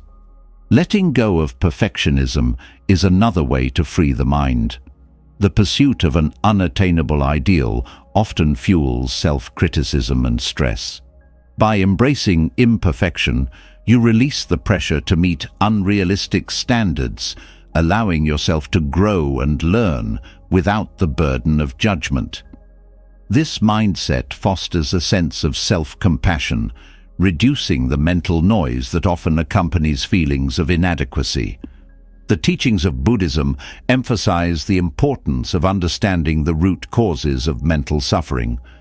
Many of these causes stem from attachment, whether to outcomes, possessions, or identities. Letting go of these attachments creates mental space, freeing you from the endless cycle of craving and dissatisfaction. This practice is not about giving up desires, but about approaching them with balance and awareness, ensuring they do not dominate your thoughts or actions. Developing a compassionate mind also transforms how you relate to others. Thoughts of judgment or resentment often cloud relationships, creating unnecessary tension. By cultivating compassion, you replace these thoughts with understanding and kindness. This shift not only enhances your interactions with others, but also reduces the mental burden of carrying negative emotions. Compassion becomes a bridge, connecting you to others while maintaining your own inner peace. The power of rituals and routines cannot be overlooked in mastering the mind. Daily practices such as meditation, journaling, or mindful movement create anchors that ground you amid life's uncertainties. These rituals provide a sense of stability, helping you to center your mind and reconnect with your intentions. Over time, they become a source of strength, guiding you through challenges and reinforcing your mental clarity. Forgiveness is another practice that liberates the mind. Holding on to anger or resentment ties you to the past, creating a constant undercurrent of tension. Forgiveness is not about condoning harm, but about releasing its hold on your thoughts. It frees you to move forward, unburdened by the weight of grievances. This act of letting go creates space for healing and growth, restoring your mental equilibrium. The journey to mastering the mind is ongoing, requiring patience and commitment. There will be moments of progress and setbacks, but each effort strengthens your ability to navigate the complexities of life with greater ease. This process is not about achieving a perfect state, but about developing a harmonious relationship with your mind, where thoughts serve rather than control you. The mind, when nurtured and trained, becomes a powerful ally in creating a life of balance and fulfillment. By practicing awareness, detachment, and intention, you transform how you experience the world and yourself. This mastery doesn't eliminate challenges, but equips you to face them with resilience and grace. It allows you to engage with life fully, from a place of calm and clarity, free from the turmoil of an untrained mind. Through these practices, you discover that the mind is not a cage, but a canvas, capable of shaping a reality that reflects your deepest peace and wisdom. Mastering the mind reveals a deeper truth about life's complexity and simplicity. It shows that peace is not the absence of challenges, but the ability to meet them with clarity and balance. Yet, understanding the mind is only one layer of the wisdom offered by Buddhism. Beneath this lies a profound framework that serves as the cornerstone of the Buddha's teachings, the Four Noble Truths. These truths are not abstract ideas, but practical insights into the nature of human suffering and the path to liberation. They provide a lens through which we can view our experiences with greater awareness and purpose, guiding us toward a life of deeper fulfillment. The Four Noble Truths are both universal and personal. They reflect the shared reality of human existence while offering a path unique to each individual's journey. The first truth acknowledges the presence of suffering in life. It is not a pessimistic statement, but a recognition of reality. Life is filled with moments of loss, disappointment, and pain. By naming this suffering, we begin to confront it directly rather than avoiding or denying its presence. This recognition is not about dwelling on the negative, but about creating a foundation of honesty from which growth can begin. The second truth identifies the root cause of suffering: craving or attachment. Craving takes many forms, from the desire for material possessions to the need for validation or control. This longing ties our happiness to external conditions, creating a cycle of dissatisfaction when those conditions are not met. The mind clings to what it wants and resists what it dislikes, leading to a state of constant struggle. Recognizing this pattern is a powerful step toward breaking free from its grip. It invites us to examine our desires and attachments with curiosity and compassion, uncovering the ways they contribute to our unease. The third truth offers hope, the possibility of ending suffering. This cessation is not about escaping life's challenges, but about transforming our relationship with them. It is the liberation that comes from letting go of craving and attachment, allowing us to experience life with greater ease and joy. This freedom is not a distant ideal, but a tangible state that can be cultivated through practice and awareness. It is the space where peace replaces struggle and contentment arises naturally from within. The fourth truth provides the path to this liberation, the Noble Eightfold Path. This path is not a rigid set of rules, but a guide to living with wisdom, ethics, and mindfulness. Each aspect of the path complements the others, creating a holistic approach to well-being. It encourages us to align our thoughts, actions, and intentions with principles that foster harmony and clarity. This alignment is not about perfection, but about progress, a continuous effort to grow and refine how we live. Understanding the Four Noble Truths requires more than intellectual comprehension. It demands experiential insight. Each truth invites reflection and application in daily life. Acknowledging suffering helps us face challenges with honesty and resilience. Recognizing the causes of suffering teaches us to let go of habits and attachments that no longer serve us. Embracing the possibility of liberation inspires hope and determination. Following the path offers practical tools for navigating life with wisdom and grace. The Four Noble Truths also illuminate the interconnectedness of life. They show that suffering is not an isolated experience, but part of the human condition. This shared reality fosters compassion, helping us see others with greater empathy and understanding. When we recognize that others, like us, struggle with craving and attachment, we approach them with kindness rather than judgment. This perspective transforms relationships, creating connections based on mutual respect and support. Applying the Four Noble Truths also deepens self-awareness. They invite us to explore the layers of our thoughts, emotions, and behaviors, uncovering patterns that contribute to our suffering. This exploration is not about self-criticism, but about self-discovery. It reveals the potential for change and growth within us, empowering us to take steps toward a more peaceful and fulfilling life. The truths also encourage a balanced approach to life. They remind us that joy and sorrow, gain and loss, are natural parts of existence. By embracing this balance, we reduce the extremes of elation and despair, finding a steady ground from which to engage with the world. This balance does not numb us to experience, but enriches it, allowing us to savor life's beauty while accepting its challenges. Meditation is a powerful practice for exploring the Four Noble Truths. In meditation, we create a space to observe the mind without judgment, seeing its patterns with clarity. This practice helps us recognize the causes of our suffering and develop the mindfulness needed to follow the path. Meditation is not an escape, but a return to the present, where the truths of existence unfold with clarity and depth. The Four Noble Truths also challenge us to take responsibility for our happiness.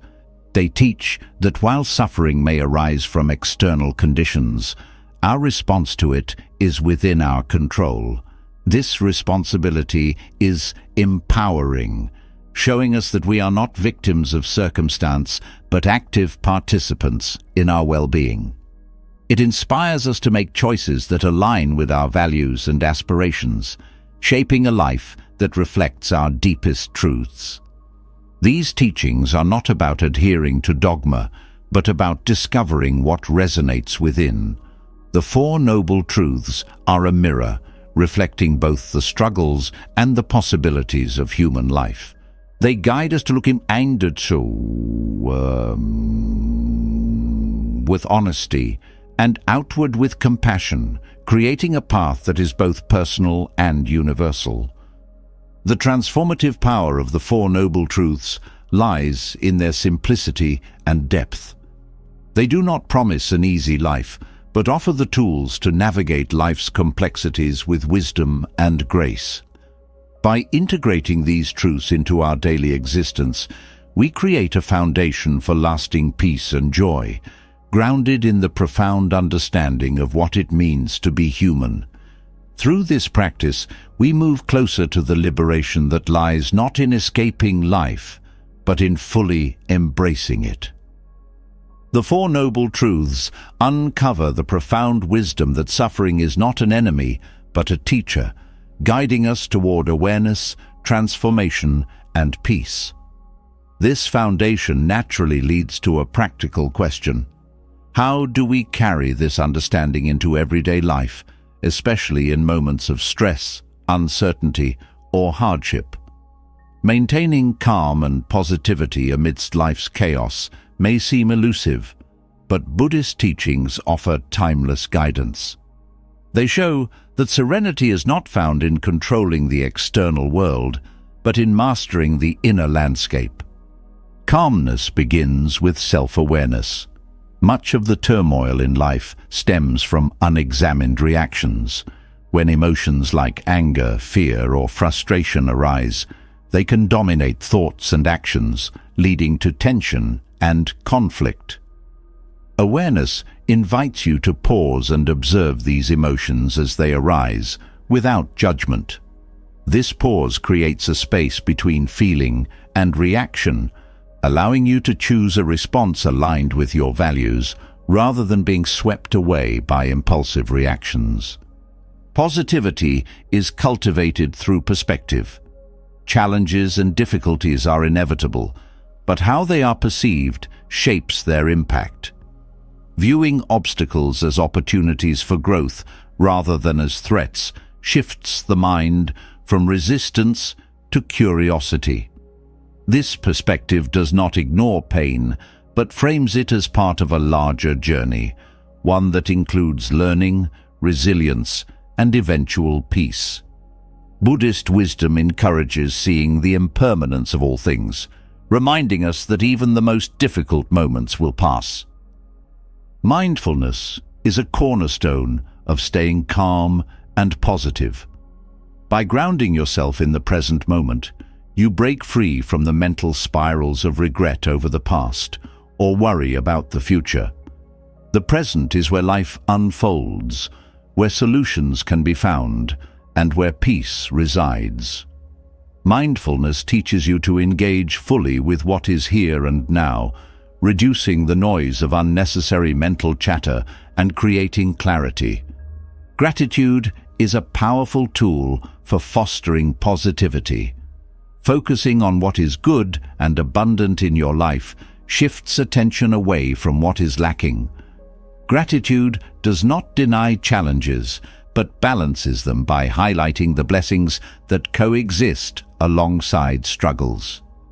This practice nurtures a sense of sufficiency and contentment, reducing the craving and dissatisfaction that often disrupt calmness. Compassion, both for yourself and others, is essential in maintaining inner peace. Self-compassion softens the harshness of self-criticism, replacing it with understanding and kindness. This gentleness allows you to navigate setbacks without being overwhelmed by guilt or disappointment. Extending compassion to others fosters connection and reduces the mental burden of resentment or judgment. It transforms relationships, creating harmony that supports a calm and positive mindset. Letting go of control is another vital practice. Much stress comes from trying to manage or predict every aspect of life. Buddhist teachings emphasize the importance of surrendering to the flow of life, accepting what cannot be changed while taking thoughtful action where possible. This balance reduces the friction of resistance, allowing you to move through life with greater ease. Breathing techniques offer immediate tools for calming the mind and body. Focusing on the breath anchors attention, slows the heart rate, and creates a sense of stability. Deep, conscious breaths signal the nervous system to relax, providing a simple yet effective way to regain composure in moments of stress. Over time, this practice trains the body and mind to respond to challenges with calm rather than panic. Detachment from outcomes fosters both calmness and positivity. By releasing the need for specific results, you free yourself from the anxiety of unmet expectations. This does not mean giving up on goals, but approaching them with flexibility and openness. When effort is valued over outcome, the journey becomes a source of joy rather than a source of stress. Simplicity in life also contributes to inner peace. Reducing unnecessary commitments, possessions, or distractions creates space for what truly matters. This simplicity extends beyond the physical to the mental, encouraging you to focus on thoughts and actions that align with your values. A simplified life is one with fewer sources of stress and more opportunities for joy. Meditation deepens the ability to stay calm and positive. By sitting in stillness, you train the mind to observe without attachment, developing resilience against the fluctuations of life. Meditation enhances awareness, focus, and emotional balance, creating a strong foundation for navigating challenges with grace. This practice is not about escaping reality, but engaging with it from a place of clarity and strength. Engaging with nature fosters calmness and positivity. Time spent outdoors, surrounded by the natural world, grounds and rejuvenates the mind and spirit. Nature's rhythms remind you of the interconnectedness and impermanence of life, encouraging a sense of peace and perspective. Whether it's a walk in the park or listening to the sound of rain, these moments of connection to nature soothe the soul. Forgiveness is another practice that supports inner peace. Holding on to anger or resentment ties you to the pain of the past, creating ongoing tension. Forgiveness is not about condoning harm, but about freeing yourself from its hold. It releases the mental energy tied up in grievances, creating space for healing and renewal. Building a daily routine that includes moments of stillness and intention supports a calm and positive outlook. These routines provide anchors in the chaos of daily life, grounding you in practices that foster balance and clarity.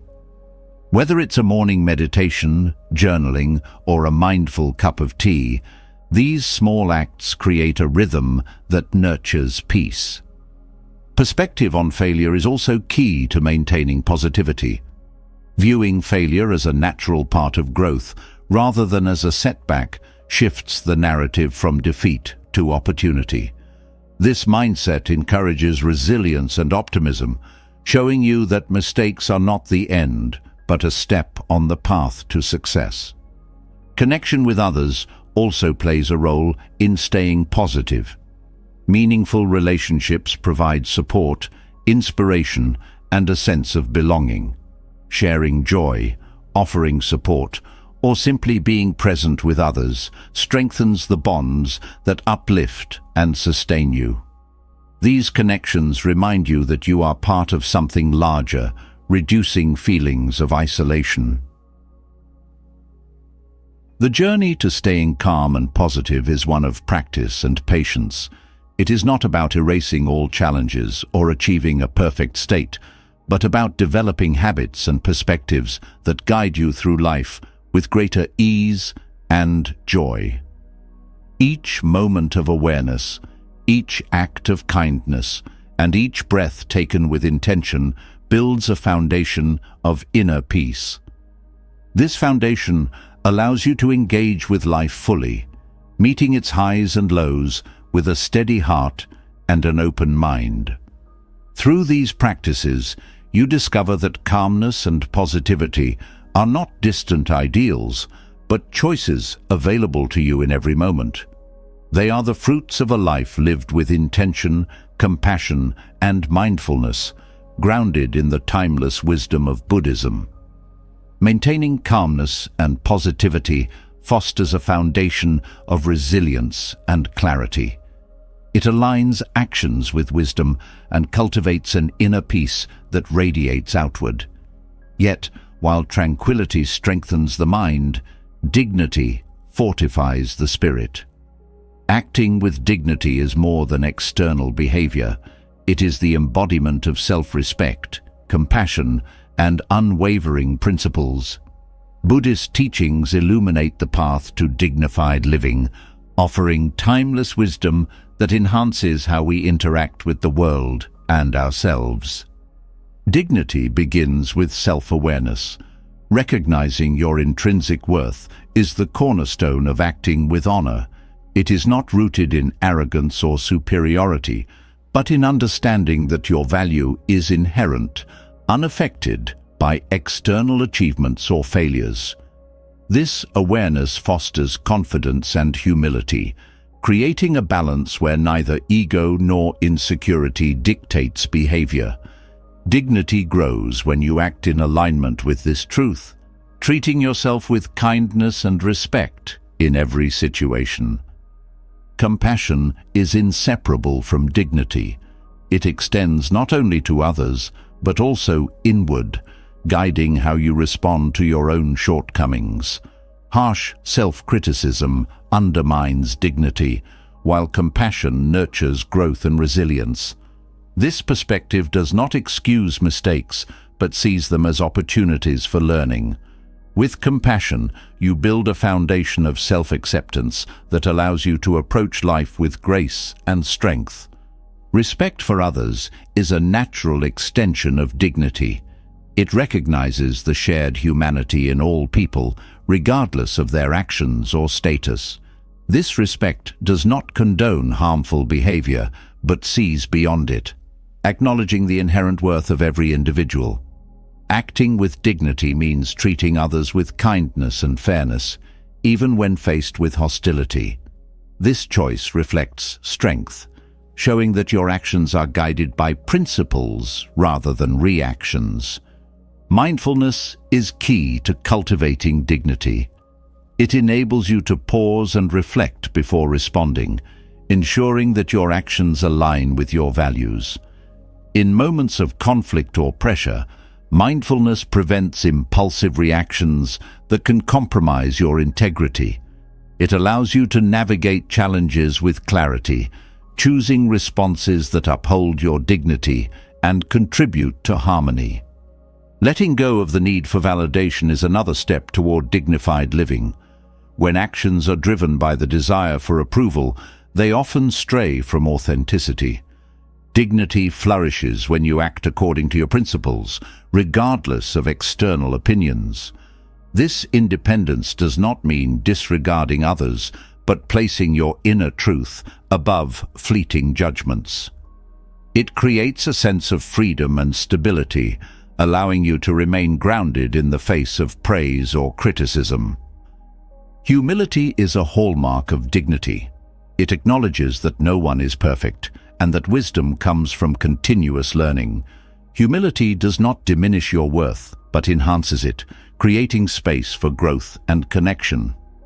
It fosters openness to new perspectives and the willingness to admit mistakes, strengthening relationships and deepening your understanding of yourself and the world. Dignity is also reflected in how you handle adversity. Life's challenges test your character, offering opportunities to act with strength and integrity. Facing difficulties with courage and composure demonstrates a commitment to your principles, even when circumstances are unfavorable. This resilience inspires others and reinforces your own sense of self-respect. Patience is another key element of dignified living. It allows you to navigate life's complexities without rushing or reacting impulsively. Patience creates space for thoughtful decisions and fosters a calm, steady presence. This steadiness is not passive but active, showing that you can remain centered even amidst uncertainty or difficulty. Integrity is the foundation of dignity. It means living in alignment with your values, regardless of external pressures or temptations. Integrity requires honesty, not only with others, but with yourself. It involves acknowledging your intentions and ensuring that your actions reflect them. This consistency builds trust, both within yourself and in your relationships, creating a life that feels authentic and meaningful. Generosity enhances dignity by shifting focus from self-interest to the well-being of others. Acts of kindness and giving reflect a sense of abundance and connection, strengthening bonds and uplifting those around you. Generosity does not diminish your worth but amplifies it, showing that dignity is not about self-preservation but about contributing to the greater good. Gratitude also plays a role in dignified living. It fosters a sense of appreciation for the opportunities and relationships in your life, reducing feelings of entitlement or dissatisfaction. Gratitude shifts your perspective, encouraging you to approach life with humility and joy. This mindset enriches your interactions and reinforces your sense of balance and peace. Communication is another avenue where dignity is expressed. Speaking with honesty, respect, and clarity fosters understanding and connection. Words have the power to build or break, and choosing them carefully reflects a commitment to integrity and kindness. Listening with the same respect enhances this dynamic, showing that you value others' perspectives as much as your own. Boundaries are essential for maintaining dignity. They define how you allow others to treat you and ensure that your energy is directed toward what aligns with your values. Setting boundaries is not about exclusion, but about self-respect. It protects your well-being and creates a foundation for healthy, balanced relationships. Simplicity in life also supports dignified living. When you let go of excess distractions or superficial pursuits, you create space for what truly matters. This focus reduces stress and fosters clarity, allowing you to engage with life and others from a place of authenticity and peace. Forgiveness is a powerful expression of dignity. Holding on to anger or resentment ties you to the actions of others, diminishing your freedom. Forgiveness is not about condoning harm, but about releasing its hold on your mind and heart. This act of letting go restores your peace and allows you to move forward with strength and clarity. The practice of reflection deepens your ability to live with dignity. Taking time to examine your actions, intentions, and growth fosters self-awareness and accountability. This practice is not about perfection, but about continuous improvement, ensuring that your choices align with your principles and aspirations. Dignity is not a static state, but an ongoing practice. It evolves with each choice, each moment of awareness, and each act of kindness. It requires patience, commitment, and courage, but the rewards are profound. Living with dignity creates a life of balance, harmony, and purpose, grounded in the timeless wisdom of Buddhist teachings. Through this practice, you discover that dignity is not something you seek. It is something you embody, a reflection of your deepest truths and highest aspirations. Life's uncomfortable truths are not meant to unsettle us. They are here to free us. Each truth, from letting go of ego to embracing impermanence, teaches us to shed illusions and rediscover the profound simplicity of joy. These teachings remind us that happiness isn't something we chase, but something we cultivate within, by accepting life as it is and aligning ourselves with its flow. They challenge us to see suffering not as an enemy, but as a guide, to seek validation not from others, but from our own sense of integrity, and to find strength in the act of letting go. As you reflect on these truths, consider how they apply to your own journey. Where can you embrace change more gracefully? How can you let go of the unnecessary to make space for contentment? Each small step toward acceptance, mindfulness, and gratitude brings you closer to a life of true happiness, a happiness rooted in freedom, peace, and purpose. Let's keep this conversation alive. Share in the comments which truth resonated with you the most, or how you plan to incorporate these teachings into your life. Your story might inspire someone else on their path. If you found value in this exploration, consider subscribing to the channel.